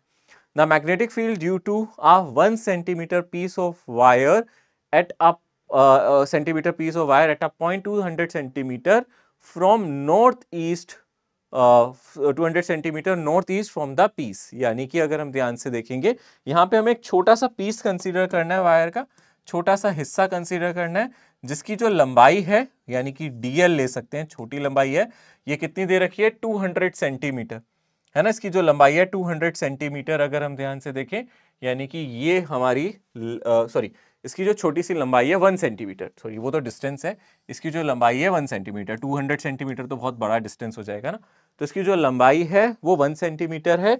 ये छोटी कंसीडर कर सकते हैं क्योंकि जहां आपको मैग्नेटिक फील्ड निकालनी है वो काफी दूर है। मैग्नेटिक फील्ड आपको कहां निकालनी है 200 सेंटीमीटर नॉर्थ ईस्ट। पहले तो इसका मतलब समझते हैं, 200 सेंटीमीटर नॉर्थ ईस्ट का मतलब क्या है। ये मेरा एलिमेंट आपको नजर आ रहा है, इस एलिमेंट की वजह से मैग्नेटिक फील्ड निकालनी है, पर कहां 200 सेंटीमीटर पे, पर 200 सेंटीमीटर कहां, इधर इधर इधर इधर, कहां से लूं। उसने बोला नॉर्थ ईस्ट, नॉर्थ ईस्ट का मतलब ये मेरी नॉर्थ डायरेक्शन है, ये ईस्ट है, इन दोनों के बिल्कुल मिड में, यानी कि यहां नॉर्थ ईस्ट। नॉर्थ ईस्ट का मतलब है ईस्ट से और नॉर्थ से दोनों से सेम एंगल पे, यानी कि 45 डिग्री पे। नॉर्थ ईस्ट का मतलब है इस पॉइंट से नॉर्थ और ईस्ट के बीच में, यहां पे इस डिस्टेंस पे, यहां पे आपको निकालनी है। और ये डिस्टेंस अब आपको दे दिया 2 मीटर। मुझे कैसे पता 2 मीटर है, क्योंकि यही मेरा 200 सेंटीमीटर क्वेश्चन में दिया हुआ है, यानी कि ये मुझे आर दे दिया है 200 सेंटीमीटर या 2 मीटर। आ रहा है समझ में। डीएल 1 सेंटीमीटर है। अब मैग्नेटिक फील्ड का फॉर्मूला आप यूज कर लो। मैग्नेटिक फील्ड का फॉर्मूला क्या होता है, dB is equals to mu not IDL divided by 4 pi R square. याद है म्यू नॉट बाय 4 पाई की वैल्यू 10 की पावर -7, और करंट कितना है अगर हम ध्यान से देखेंगे 5 एम्पियर है क्वेश्चन में। डीएल कितना है, यहां पे जो हमें एलिमेंट दिया है उसकी लेंथ 1 सेंटीमीटर है, यानी कि 10 की पावर -2 मीटर। 1 सेंटीमीटर को डीएल की लेंथ को मैं 1 सेंटीमीटर लिख रहा हूं, 1 सेंटीमीटर को ही हम डीएल कह रहे हैं, जो कि 10 की पावर -2 मीटर लिखा जा सकता है, वो हमने यहां पे लिख दिया। ठीक है, अब आते हैं नीचे, कितना है हमारे पास, म्यू नॉट बाय 4 पाई की वैल्यू तो हम लिख ही चुके हैं, आर स्क्वायर यानी कि नीचे आ जाएगा 4। ठीक है ना, नीचे कितना आ जाएगा अगर आप ध्यान से देखोगे, ये डिस्टेंस ये कितना आ जाएगा अगर आप ध्यान से देखोगे 4। अच्छा, अब क्या गलती कर रहे हैं हम यहाँ, आर स्क्वायर को 4 नहीं ले सकते, क्यों, ये हम 4 लिख के गलती क्या कर रहे हैं, अगर हम ध्यान से देखिए कोई गलती है क्या अगर हम 4 लिख लेंगे, नहीं कोई गलती नहीं है। एक्चुअली हम लोगों को थीटा भी लिखना था, यहाँ पे फॉर्मूले में हमें साइन थीटा भी लिखना था। गलती हम ये कर रहे हैं क्योंकि हमने क्रॉस प्रोडक्ट लिखी है तो ऊपर एक थीटा भी आएगा, साइन थीटा। याद करो बायट-सैवर्ट लॉ में हमारा फाइनल फॉर्मूला क्या आता था, अगर हम ध्यान से देखें फाइनल फॉर्मूला आता था ये, यानी कि अगर हम ध्यान से देखें डीएल और आर के बीच में जो एंगल होता है वो नहीं, वो हमारा थीटा है, वो हमें दिया है क्वेश्चन में 45 डिग्री, यानी कि ये फॉर्मूला यूज करना चाहिए। आर ठीक है, हम आर को ये लिख सकते हैं, ठीक है ना, आर को ये लिख सकते हैं, आर में कोई प्रॉब्लम नहीं है। यहां हम लोगों को ये देखना पड़ेगा डीएल और इसके बीच में 45 डिग्री है, तो यहां साइन थीटा और लिखा जाए, यानी कि सब कुछ सही है, 10 की पावर -7 सही है, आई सही है, डीएल की जगह हम 10 की पावर -2 डाल सकते हैं, सही है, आर स्क्वायर की जगह हम 4 डाल सकते हैं, 2 का स्क्वायर सही है, साइन थीटा की जगह 1/√2 और डाल दो बस।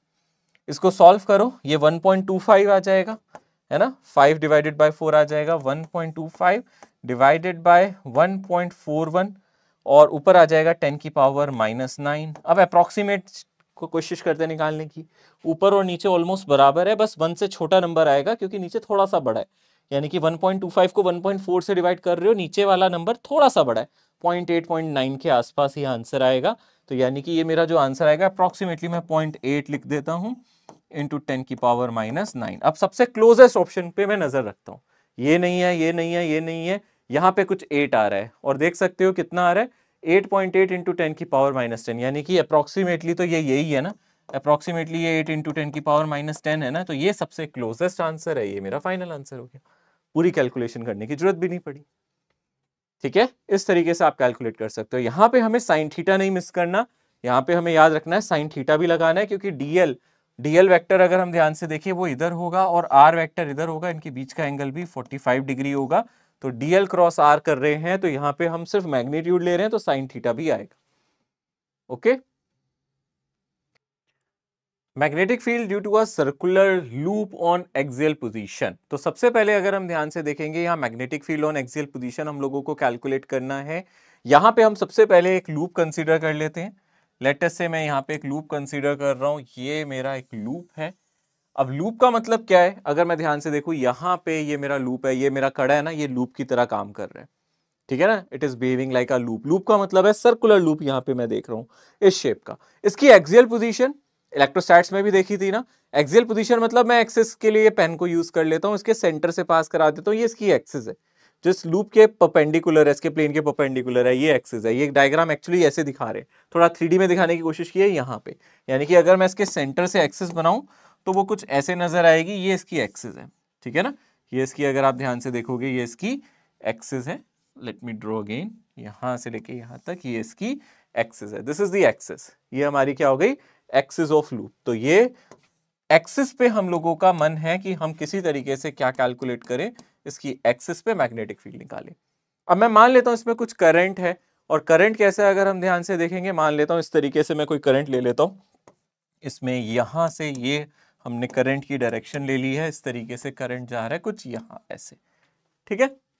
ऑब्वियसली जब मैं यहां से देखूंगा तो लूप में करंट मुझे एंटी क्लॉकवाइज दिखेगा, जैसा कि करंट इसमें है। तो अगर यहां से कोई इंसान देखेगा तो उसमें करंट आपको कैसा दिखेगा, एंटी क्लॉकवाइज। और अगर मैं पीछे जाके देखूंगा तो वही करंट मुझे कैसा दिखेगा, क्लॉकवाइज। यहां से देखूंगा तो अगर मुझे क्लॉकवाइज दिख रहा है तो पीछे जाके वो मुझे कैसे दिखेगा, एंटी क्लॉक। तो यहां से अगर आप देख रहे हो तो आपको यहां से करंट ऐसे एंटी क्लॉकवाइज दिखेगा, ओके। अब यहां पे हम लोगों को क्या करना है, इसकी एक्सिस पे कोई डिस्टेंस ले लेते हैं, यानी कि यहां पे कोई पॉइंट ले लेते हैं। अगेन यहां इस पॉइंट को नाम दे देता हूं P, और मेरा मन है यहां मैग्नेटिक फील्ड निकालने का।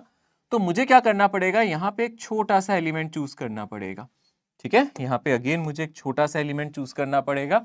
तो इस तरीके से मैं एक छोटा सा एलिमेंट चूज कर लेता हूं और उसकी डायरेक्शन करंट की डायरेक्शन में रख लेता हूं। एक सेकेंड, यहाँ पे एक छोटा सा एलिमेंट चूज किया जाएगा, और यहाँ पे जरा सी लेंथ मैंने ले ली, और ये element out of the page आएगा। ये element out of the page क्यों आएगा, एक बार दोबारा से समझते हैं। जैसे ये मेरा कड़ा है, ये लूप का काम कर रहा है, इसमें करंट ऐसे ऐसे जा रहा है, ऐसे ऐसे, यहां से देखने में क्लॉक और यहां से देखने में एंटी क्लॉक। यहां छोटी सी लेंथ ले रहा हूं, इस कड़े पे यहाँ छोटा सा हिस्सा ले रहा हूं। अगर मैं इसकी लेंथ देखूं, यहाँ टेंजेंशियल डायरेक्शन में होगी, यानी कि आउट ऑफ द पेज, बाहर की तरफ।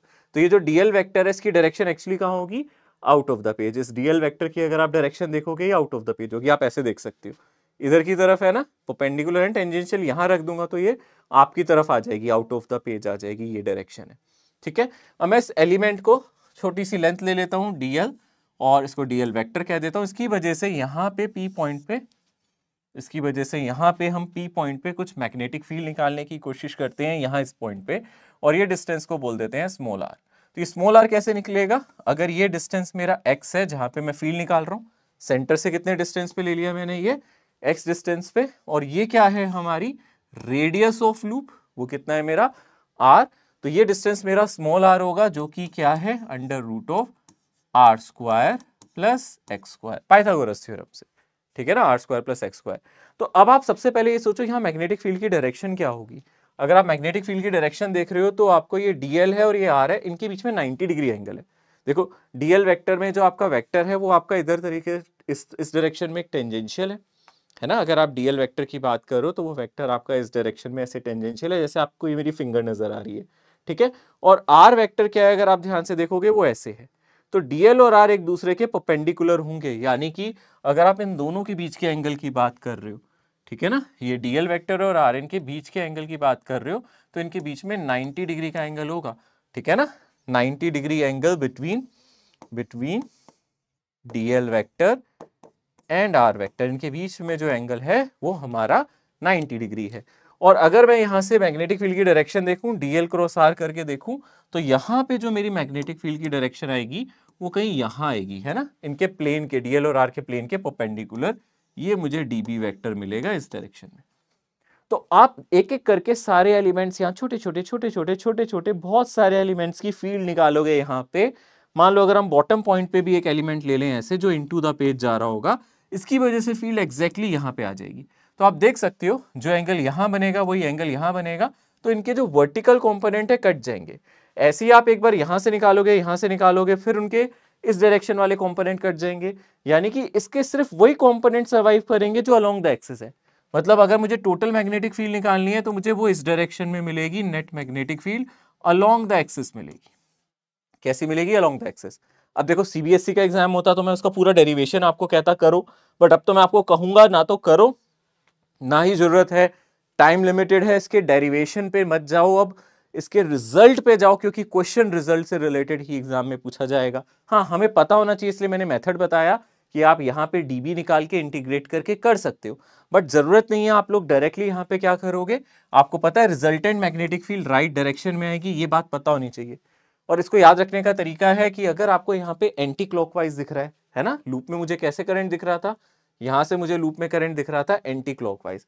अगर मैं इस लूप को दिख रहा हूं तो मुझे करंट दिख रहा है यहां से एंटी क्लॉकवाइज, यानी कि मैं कर्ल्स ऑफ फिंगर को लूप की डायरेक्शन में कर दूं। मान लो आप ऐसे देख रहे हो, आपको ऐसे दिख रहा है करंट, कैसे दिख रहा है, एंटी क्लॉकवाइज, तो आप अपने कर्ल्स ऑफ फिंगर को एंटी क्लॉकवाइज कर दो कि आपकी curls of finger anti clockwise है। अगर आप ऐसे करोगे तो क्लॉक है और ऐसे करोगे तो एंटी क्लॉक है, तो थंब आपकी तरफ जा रहा है।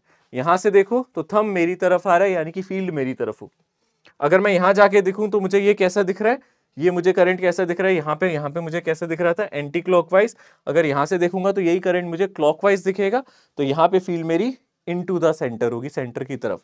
यानी कि आप चाहे यहां देखो, यहां आपकी field away from the centre होगी। अगर आप यहां फील्ड देखोगे तो यहां से देखने पे, यहां पे ऑब्जर्व करने पे आपको करंट दिखेगा क्लॉक, ठीक है ना। अगर आप यहां से देखोगे, अगर आप ऑब्जर्वेशन यहां से ले रहे हो, अगर आप अपनी आंखों को यहां रख के देखोगे तो आपको वही करंट कैसा दिखेगा, एंटी क्लॉक। तो देखने का तरीका है, देखने का नजरिया है, ठीक है ना। ऐसे आप देखोगे तो यहां पे मुझे फील्ड यहां पे भी टूवर्ड्स द सेंटर दिखेगी, मतलब इस डायरेक्शन में, और यहां पे भी फील्ड ऐसे ही जाएगी, ठीक है। और मैग्नेटिक फील्ड का जो फाइनल फॉर्मूला आता है यहाँ पे, वो इंपॉर्टेंट है। यहाँ पे मैग्नेटिक फील्ड का फॉर्मूला आता है mu not I divided by, यहाँ पे हमें फॉर्मूले में मिलता है 2 times x square plus are square की पावर 3/2, ठीक है। X square plus are square, X square plus are square मतलब यहाँ पे क्या हो गया हमारा, स्मॉल आर हो गया, उसका क्यूब देखा जाए हम 2r क्यूब भी लिख सकते हैं। और ऊपर जो हमारा ये डिस्टेंस है, यानी कि जो रेडियस है, डिस्टेंस मतलब ये यहां से लेके यहां तक का एलिमेंट का डिस्टेंस, यानी कि रेडियस, उसका स्क्वायर, ठीक है ना।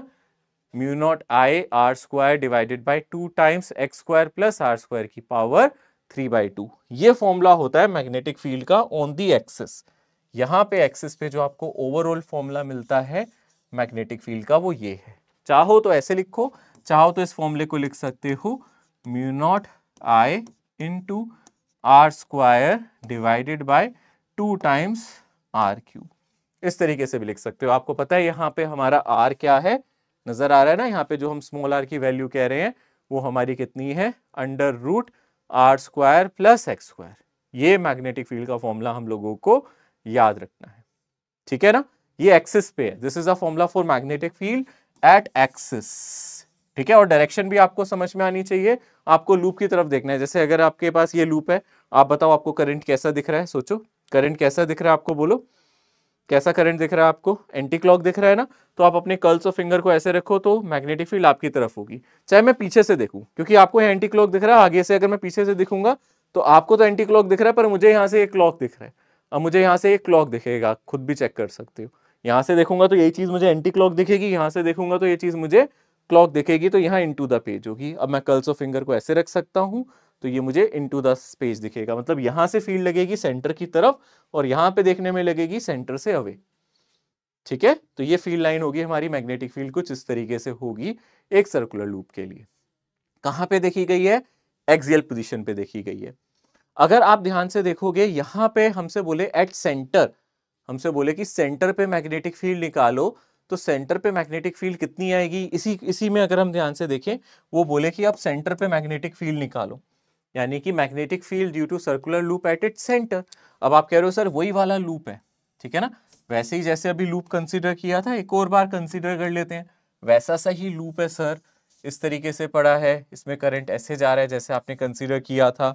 यहाँ पे इसकी एक्सिस कंसीडर कर लेते हैं, लेटर से इसका सेंटर है, ये हमारी एक्सिस है, ठीक है। अब हम इसके सेंटर पे कंसीडर कर रहे हैं, यानी कि सेंटर पे कंसीडर करने का मतलब क्या है, पहले आपने एक्सिस पे फॉर्मूला देखा था, है ना। एक्सिस का पहले एक बार फिर से फॉर्मूला लिखो, चलो एक्सिस पे एक बार फिर से फॉर्मूला लिखने की कोशिश करते हैं। करंट मान लेते हैं आई है, तो एक्सिस पे कितना आता है, एक्सियल पोजीशन पे अगर हम देखेंगे मैग्नेटिक फील्ड थी म्यू नॉट आई रेडियस का square divided by 2 times x square plus are square की पावर 3/2। ठीक है ना। अगर हम एट सेंटर देखना चाहते हैं, सर्कल के सेंटर पे, एट सेंटर ऑफ लूप, अगर हम लूप के सेंटर पे देखना चाहते हैं तो आप सोचो एक्स की वैल्यू कितनी हो जाएगी, 0। तो यहाँ एक्स कितना हो जाएगा, अगर हम ध्यान से देखेंगे, एक्स हो जाएगा यहाँ पे हमारा 0 हो जाएगा, यानी कि सेंटर पे कितनी आ जाएगी मेरी magnetic field, magnetic field at centre. ठीक है, मैग्नेटिक फील्ड अगर हम ध्यान से देखेंगे सेंटर पे, ये कितनी हो जाएगी, एक्स को 0 डालने पे ऊपर आ जाएगा mu naught I R square divided by 2 times, x को डाल दिया 0 तो यहाँ आ जाएगा आर स्क्वायर की पावर 3/2 यानी कि आर क्यूब, तो ऊपर आ जाएगा 2r क्यूब, यानी कि आ जाएगा mu naught I divided bye 2r। ठीक है, mu not I divided bye 2r, ये मेरा फाइनल आंसर आ जाएगा, mu naught I divided bye 2r। ये सेंटर पे होगी मैग्नेटिक फील्ड, यानी कि यहां पे इसके सेंटर पे। डायरेक्शन वैसे ही, डायरेक्शन कैसी होगी, इसी डायरेक्शन में होगी, डायरेक्शन अभी भी इसी यही डायरेक्शन होगी। अगर करंट यहां से ऐसे एंटी क्लॉक जा रहा है तो ये इस तरीके से जाएगी। ठीक है, आप रियलिटी में अगर कंप्लीट इसकी डायरेक्शन देखना चाहते हो तो इसकी जो डायरेक्शन होती है, अगर हम प्रॉपर फील्ड लाइंस बनाए, प्रॉपर अगर हम ध्यान से देखेंगे यहाँ पे शेप बनाए, शेप ऑफ फील्ड लाइंस। ठीक है ना, अगर आप proper shape of field lines बनाओगे तो मैं आपको दिखाता हूं वो कैसी नजर आनी चाहिए। Let me just draw the shape, proper shape अगर आप देखना चाहते हो, कि अगर हम ध्यान से देखें, यहाँ पे फिर से मैं लूप बना के दिखाता हूँ, एक बार यहां से आपको दोबारा से लूप बना के दिखाता हूं। ये हमारा लूप है, ठीक है ना, और फिर इसकी एक्सिस बना के दिखाता हूं। यहां से स्टार्ट करते हैं, इसकी एक्सिस बना देते हैं, और ये बन गई इसकी एक्सिस, और करंट हमने मान लिया इस तरीके से जा रहा है जैसे कि पहले कंसीडर किया था, यहां पे देखने से एंटी क्लॉकवाइज और यहां से देखने पे क्लॉक जैसे मैंने माना था। तो मैग्नेटिक फील्ड लाइन कैसी नजर आएंगी, यहाँ पे अगर हम ध्यान से देखेंगे ऐसे निकलेंगी, सेंटर पे होगी ये इस तरीके से ऐसे जाएगी, ठीक है ना, और यहाँ पे जाने के बाद इस तरीके से बाहर जाएगी और ऐसे आएगी इस तरीके से, और यहाँ पे भी ऐसी होगी, यहाँ से जाएगी और यहाँ जाने के बाद ऐसे जाएगी, यानी कि कुछ इस तरीके से यहाँ से मैग्नेटिक फील्ड होगी, ये ऐसे जाएगी आउट ऑफ द लूप, ये ऐसे जाएगी और इनटू द लूप ऐसे जाएगी, यहाँ से जाएगी फिर ऐसे जाएगी, हमेशा ये क्लोज लूप बनाती है मैग्नेटिक फील्ड लाइन, यहाँ पे हमेशा ऐसे क्लोज लूप बनाती है। ठीक है ना, इस तरीके से ये क्लोज लूप बनाने की कोशिश करेगी। बहुत सारे बनेंगे, यहाँ पे ऐसे बन रही है, फिर ऐसे भी होगी, ठीक है ना, ऐसे जाओगे फिर ये ऐसे भी होगी, ऐसी आप नीचे भी देख सकते हो, ऐसे होगी फिर ऐसे होगी, तो ये हमारी डायरेक्शन होगी। बट यहाँ पे देखोगे तो ये इस डायरेक्शन में जाएगी और बाहर जाके ये घूमते हुए इधर की तरफ आएगी। ठीक है, ये सर्कुलर लूप के केस में होती है। कैसे भी बना सकते हो आप, इस डायरेक्शन को आप ड्रॉ कर सकते हो, ये हमारे सर्कुलर लूप के लिए है। तो हमें सर्कुलर लूप में एक चीज भी याद रखनी है, मान लो हमारा सर्कुलर लूप है, हमें जस्ट सेंटर पे देखना है, मान लो मेरा लूप अब इस प्लेन में पड़ा है, ये मेरा सर्कुलर लूप है, ठीक है ना, तो ये बोर्ड के प्लेन में अगर हम ध्यान से देख रहे हैं ये हमारा सर्कुलर लूप है, और इसमें आपको करंट दिख रहा है, मान लेता हूं मैं इस तरीके से, मान लो इसमें आपको करंट कैसा दिख रहा है, ऐसे, कैसा है ये आपके लिए, क्लॉक या एंटी क्लॉक, कैसा करंट दिख रहा है आपको, देखो ध्यान से, ये कैसा करंट है आपके लिए, क्लॉकवाइज, है ना। यहाँ पे अगर मैं करंट की बात करूं तो ये करंट मुझे कैसा दिख रहा है, अगर हम ध्यान से देखेंगे ये मुझे क्लॉकवाइज करंट दिख रहा है, और इसका रेडियस ले लेते हैं कुछ, लेटस से यहां तक इसका कुछ डिस्टेंस ले लेते हैं, ये हो जाएगा मेरा रेडियस। अब मैं मैग्नेटिक फील्ड निकालना चाहता हूं इसके सेंटर पे, फॉर्मूला मुझे पता है, मैग्नेटिक फील्ड कितनी होगी सेंटर पे, mu naught I divided by 2r। अब डायरेक्शन देखना चाहूंगा सेंटर पे तो कैसी होगी, सोचो, तो जस्ट आप अपने राइट हैंड को यूज करो, है ना, और मैग्नेटिक फील्ड लाइंस की डायरेक्शन में नहीं, अब करंट की डायरेक्शन में कर्ल्स को करो। इस वाले रूल में थंब मुझे मैग्नेटिक फील्ड की डायरेक्शन बताता है, दोबारा से थंब रूल यूज करना है, पर यहां चीजें बदल जाएगी, यहां पे थंब कुछ और बता रहा है। पहले जब हमने देखा था स्ट्रेट वायर में हम थंब को करंट की डायरेक्शन में करते थे, और हमारी कर्ल्स ऑफ फिंगर है वो मैग्नेटिक फील्ड बताती थी, ऐसा ही था ना स्ट्रेट वायर में। अब उल्टा है, अब उल्टा करना है, यहाँ पे चीजें हम यहाँ बदल देते हैं बिल्कुल। यहाँ पे जो थंब है वो हमें क्या दिखाएगा, डायरेक्शन ऑफ फील्ड। अब हमें थंब क्या दिखाएगा यहाँ पे, डायरेक्शन ऑफ फील्ड। याद रखना सर्कुलर लूप में चीजें बदल गई, पहले लूप स्ट्रेट था, मैग्नेटिक फील्ड लाइन सर्कुलर थी, अब यहाँ पे क्या हो गया, अगर हम ध्यान से देखेंगे लूप ही सर्कुलर है, तो अब हम अपने कर्ल्स ऑफ फिंगर को मैग्नेटिक फील्ड में नहीं करंट की डायरेक्शन में डालेंगे। यहाँ पे हम थंब डायरेक्शन ऑफ फील्ड दिखाएगा, और जो मेरी कर्ल्स ऑफ फिंगर है, फिंगर के जो कर्ल्स हैं, कर्ल्स ऑफ फिंगर्स, जो हमारी फिंगर्स के कर्ल हैं वो हमें क्या दिखाएंगे, डायरेक्शन ऑफ करंट, उसको हमें करंट की डायरेक्शन में रखना है, डायरेक्शन ऑफ करंट ऐसे हमें रखना है। यानी कि अगर हम ध्यान से देखेंगे, हम इस तरीके से रखेंगे तो यहां सेंटर पे magnetic field into the page हो जाएगी, ठीक है। वहीं अगर करंट हमें कैसा नजर आ रहा होता, यहां अगर हम करंट की डायरेक्शन बदल दें, यहीं पे अगर हम ध्यान से देखें मुझे करंट कैसा नजर आ रहा होता, सपोज उल्टा कर देते हैं, सपोज मुझे करंट कैसे नजर आ रहा होता, इस तरीके से एंटी क्लॉकवाइज, तो यही सेंटर पे जो मेरी मैग्नेटिक फील्ड की डायरेक्शन हो जाती है वो आउट हो जाती है ना। यहाँ पे मेरी मैग्नेटिक फील्ड की डायरेक्शन कैसी आ जाएगी, इनटू पेज, ये आ गई मेरी इनटू पेज, वहां मेरी कैसी आएगी, आउट ऑफ द पेज। समझ में आ रहा है अच्छी तरीके से, ओके। सो यहाँ पे इनवर्सली प्रोपोर्शनल टू रेडियस भी है, जिसका रेडियस छोटा वहां फील्ड ज्यादा, छोटे लूप में मैग्नेटिक फील्ड सेंटर पे ज्यादा होगी, ये भी हम समझ सकते हैं, बड़े लूप में मैग्नेटिक फील्ड सेंटर पे कम होगी। और हम क्या कर सकते हैं, हम ऐसे भी समझ सकते हैं, हम इसको एक बार मैग्नेट की तरह देख लें, जैसे बार मैग्नेट में होता था, याद है, ये नॉर्थ पोल ये साउथ पोल, वहां पे फील्ड साउथ से नॉर्थ होती थी और बाहर नॉर्थ से साउथ होती थी, ठीक है ना। एक काम करते हैं, मैं आपको बार मैग्नेट का दिखा देता हूं। अगर हम एक बार मैग्नेट की बात करें, बार मैग्नेट में कैसे होता था, जैसे हम 10th स्टैंडर्ड में पढ़ते थे, बार मैग्नेट में अगर आपको याद हो तो हम ऐसे बोलते थे कि अगर ये नॉर्थ पोल है ये साउथ पोल है, आउटसाइड द मैग्नेट तो हम फील्ड लाइन बोलते थे नॉर्थ से साउथ, आउटसाइड द मैग्नेट तो वो नॉर्थ से साउथ जाती थी ऐसे और इस तरीके से जाती थी, ठीक है ना, ऐसी जाती थी।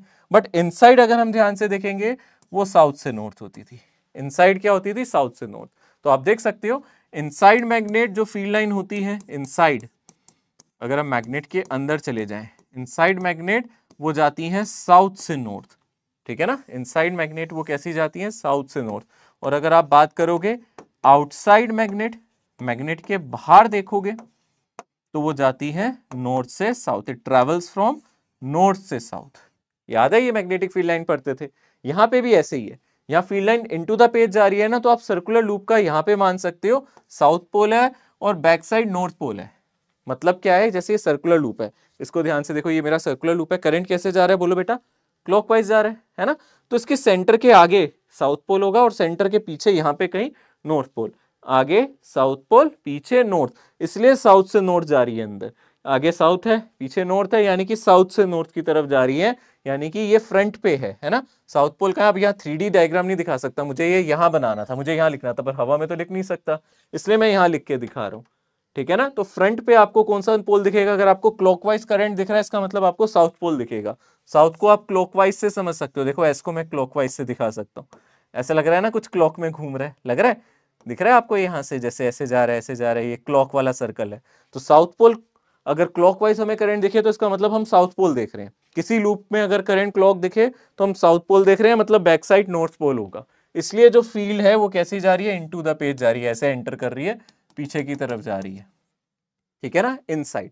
यहां पे अगर हम ध्यान से देखेंगे हमें करंट दिख रहा है एंटी क्लॉकवाइज, यानी कि मुझे कौन सा पोल दिख रहा है, नॉर्थ पोल, ठीक है ना, यहां से मुझे कौन सा पोल दिख रहा है, नॉर्थ पोल, नॉर्थ पोल को एंटी क्लॉकवाइज से आप दिखा सकते हो, और बैक साइड कौन सा पोल होगा इसका, साउथ पोल, यानी कि यहाँ पे field out of the page आएगी, यहाँ पे अगर हम फील्ड लाइन की बात करें तो वो आउट ऑफ द पेज आएगी, वो पेज से बाहर की तरफ निकलेगी, ओके।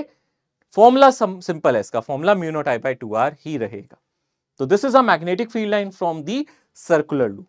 तो यहां पे हम लोगों ने मैग्नेटिक फील्ड एक्सियल पोजीशन पे भी समझ ली है, ठीक है ना, एक्सियल पोजीशन पे मैग्नेटिक फील्ड का फॉर्मूला क्या होता है, मैग्नेटिक फील्ड सेंटर पे क्या होती है ये भी हम देख सकते हैं। अच्छा, सेंटर पे जो मैग्नेटिक फील्ड आई है this is a maximum magnetic field, मतलब मैग्नेटिक फील्ड जितना मैं सेंटर से दूर जाऊंगा उतनी कम होती जाएगी, समझ सकते हो इस चीज को, जितना आप दूर जाओगे, क्योंकि ये इनवर्सली प्रोपोर्शनल है एक्स के, this is the maximum magnetic field, centre पे ही मैक्सिमम मैग्नेटिक फील्ड मिलेगी। इलेक्ट्रिक फील्ड वाले केस में ऐसा नहीं था, अगर आप इलेक्ट्रोस्टैटिक्स याद करो उसमें सेंटर पे इलेक्ट्रिक फील्ड 0 आ जाती थी और r/√2 पे मैक्सिमम होती थी, है ना। आप इसको कंपेयर कर सकते हो, मैं यहाँ इलेक्ट्रोस्टैटिक्स से कंपेयर इसको करके दिखा देता हूं, कंपैरिजन विद इलेक्ट्रोस्टैटिक, आप इसको कंपेयर करो with electric field in electrostatics. अगर हम ध्यान से देखें इलेक्ट्रिक फील्ड से कंपेयर करते हैं, वहां पे भी हमने देखा था ऐसे लूप है, आपने इसको कुछ पॉजिटिवली चार्ज लूप रख दिया है, याद है ऐसे हम करते थे, और फिर यहाँ पे हम इलेक्ट्रिक फील्ड की बात करते थे x डिस्टेंस पे, ठीक है ना। यहाँ पे भी देखते थे r रेडियस होता था, इलेक्ट्रिक फील्ड का फॉर्मूला होता था KQ x डिवाइडेड बाय, यहाँ पे आ जाता था मेरा x² प्लस r² की पावर 3/2, कुछ इस तरीके से आता था मेरा फॉर्मूला। और यहां पे आपको याद है एट सेंटर इलेक्ट्रिक फील्ड 0 होती थी, मैक्सिमम नहीं होती थी, एट सेंटर इलेक्ट्रिक फील्ड होती थी 0, और ई मैक्स होता था, मैक्सिमम इलेक्ट्रिक फील्ड होती थी, वो होती थी हमारी x is equals to r/√2 पे। मतलब यहां से r/√2 आगे पीछे दोनों जगह पे इलेक्ट्रिक फील्ड मैक्सिमम होती थी। यहां इलेक्ट्रिक फील्ड मैक्सिमम का है, मैग्नेटिक फील्ड मैक्सिमम का है, x इज इक्वल्स टू 0 पे मैक्सिमम है मेरी मैग्नेटिक फील्ड, यानी कि सेंटर पे मैक्सिमम है। इलेक्ट्रिक फील्ड सेंटर पे 0 होती थी, पर मैग्नेटिक फील्ड सेंटर पे मैक्सिमम है। ठीक है ना, ये आप याद रख सकते हो। ओके, सो ये हमने एक सर्कुलर लूप की मैग्नेटिक फील्ड के बारे में डिस्कशन किया। क्वेश्चन देखते हैं। ओके, सो स्टूडेंट यहाँ एक क्वेश्चन है, magnetic field due to current carrying circular loop of radius 3 centimetre at a point on the axis at a distance 4 centimetre from centre is 54 micro tesla, what will be the value at the centre of the loop. यानी कि यहाँ पे एक loop है जिसके centre से distance दिया गया है x, कितना डिस्टेंस दिया गया है 4 सेंटीमीटर, यानी कि 4 × 10 की पावर -2 मीटर, और यहाँ पे इसका जो रेडियस दिया गया है वो है 3 सेंटीमीटर, और ये डिस्टेंस अगर आप r देखोगे ये हो जाएगा 5 सेंटीमीटर, यानी कि आप इसको 5 × 10 की पावर -2 मीटर लिख सकते हो। ठीक है ना, रेडियस को भी आप ऐसे लिख सकते हो 3 × 10 की पावर -2 मीटर, सब कुछ ऐसा यूनिट में आप लिख सकते हो। यहाँ पे हमें मैग्नेटिक फील्ड दी है, मैग्नेटिक फील्ड का फॉर्मूला अगर हम देखें वो होता है μ0 I × रेडियस का square divided by 2 times small r का क्यूब, यानी कि ये स्मॉल r है इसका क्यूब। अब सब्स्टिट्यूट कर देते हैं यहाँ पे। अब देखो μ0 यहाँ पे हम लिख देते हैं एज इट इज, I लिख देते हैं एज इट इज, जरूरत नहीं है हम करंट वगैरह डालने की, वैसे दिया भी नहीं है। ठीक है, μ0 I, और r² कितना हो जाएगा, रेडियस का स्क्वायर कितना हो जाएगा ऊपर 9 × 10 की पावर -4 डिवाइडेड बाई कितना आ जाएगा 2 टाइम्स r क्यूब, यानी कि 5 का क्यूब हो जाएगा 125 × 10 की पावर -6। ठीक है, ये हम लोगों को कितना दिया है 54 माइक्रो टेस्ला। ठीक है ना, 54 × 10 की पावर -6 दिया है। ठीक है, तो अब एक काम करते हैं, यहाँ पे जरा इसको सॉल्व करते हैं। ये कितना आ जाएगा, यहाँ से हम μ0 I की वैल्यू निकाल लेते हैं, μ0 I × 9 × ये कितना चला जाएगा आप देख सकते हो, ये ऊपर 10 की पावर कितना है -4 है। एक काम करते हैं μ0 I की वैल्यू ही निकाल लेते हैं, ये 125 × 2 250 हो जाएगा, यानी कि हो जाएगा 54 × 250 है ना, और 10 की पावर -6 × -6 यानी 10 की पावर -12 हो गया। नीचे कितना आ गया आपका 9 × 10 की पावर -4। ठीक है, अभी इसकी वैल्यू आ जाएगी 54 × 25, और 10 की पावर ऊपर कितना हो गया, ये 0 इधर ले जाओ -11, और 4 ऊपर ले जाओ तो यहाँ पे हो जाएगा 10 की पावर -7। 0 आप यहाँ मल्टीप्लाई करोगे तो -11 हो जाएगा, और +4 ऊपर ले जाओगे तो -7 हो जाएगा डिवाइडेड बाय 9। ये μ0 I की वैल्यू आ गई, तो this is the value of μ0 I। ये अभी तक हमारा μ0 I आ गया, पर अब हमें निकालना क्या है, अब यहाँ पे कैलकुलेशन करते हैं। ये हमारा फर्स्ट पोर्शन हो गया। सबसे पहले इसको फर्स्ट इक्वेशन ये यहाँ से आप पूरा सॉल्व कर लेना। ये हमने μ0 I निकाल लिया। नाउ फाइनल कैलकुलेशन अगर हम ध्यान से देखेंगे, सेकंड स्टेप यहाँ से कर रहा हूं मैं।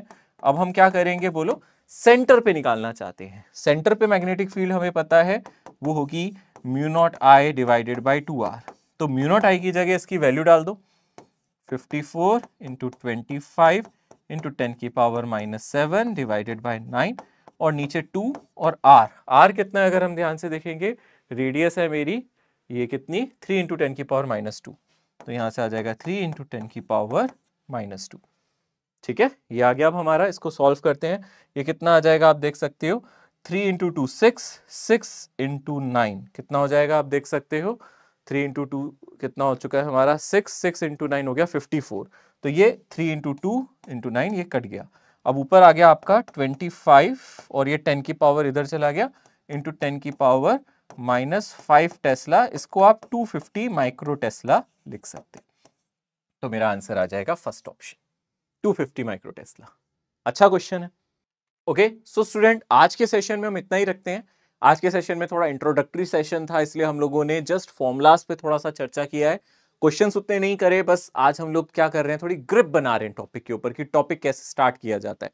सो आप लोग एक काम कर सकते हैं, आज के क्वेश्चन के बाद अगर आपको कोई डीपीपी मिलती है या फिर प्रीवियस डीपीपीज को आप सॉल्व कर सकते हैं। ठीक है, प्लस मॉड्यूल की एक्सरसाइज नंबर 1 में अगर आपको कोई क्वेश्चन समझ में आता है तो वो करते हैं। मैं ट्राई करूंगा, शायद अभी फर्स्ट सेशन के बाद डीपीपी आपको नहीं मिलेगी, शायद सेकंड सेशन के बाद मिलेगी, क्योंकि अभी हमने ज्यादा क्वेश्चंस नहीं किए। हाँ, मॉड्यूल में आपको अगर कोई एक्सरसाइज नंबर 1 में क्वेश्चन मिलता है आप उसको कर सकते हैं। अदरवाइज आप आज फॉर्मूलाज की प्रैक्टिस कर सकते हैं। आज जो भी हमने इंपॉर्टेंट फॉर्मूलाज पढ़े हैं, वो सबसे इंपॉर्टेंट फॉर्मूलाज में से ये है कि हम लोग बायोट-सैवर्ट लॉ याद रखें। एग्जाम में थियोरेटिकल तरीके से भी इसको पूछा जा सकता है, इसकी मैग्नेटिक फील्ड की एसआई यूनिट पे भी डिस्कशन किया जा सकता है। इनफाइनाइट वायर, स्ट्रेट वायर, इनकी मैग्नेटिक फील्ड का फॉर्मूला, फाइनाइट वायर का फॉर्मूला ये हो गया, और हम लोग जानते हैं स्ट्रेट वायर का फॉर्मूला ये होता है। इस पर डिस्कशन किया जा सकता है।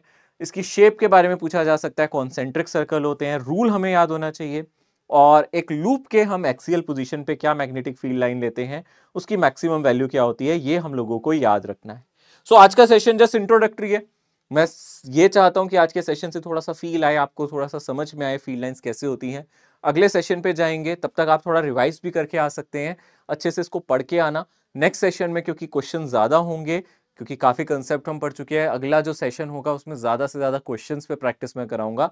तब तक के लिए टेक केयर, अलविदा, सी यू सून, बाय एवरीवन।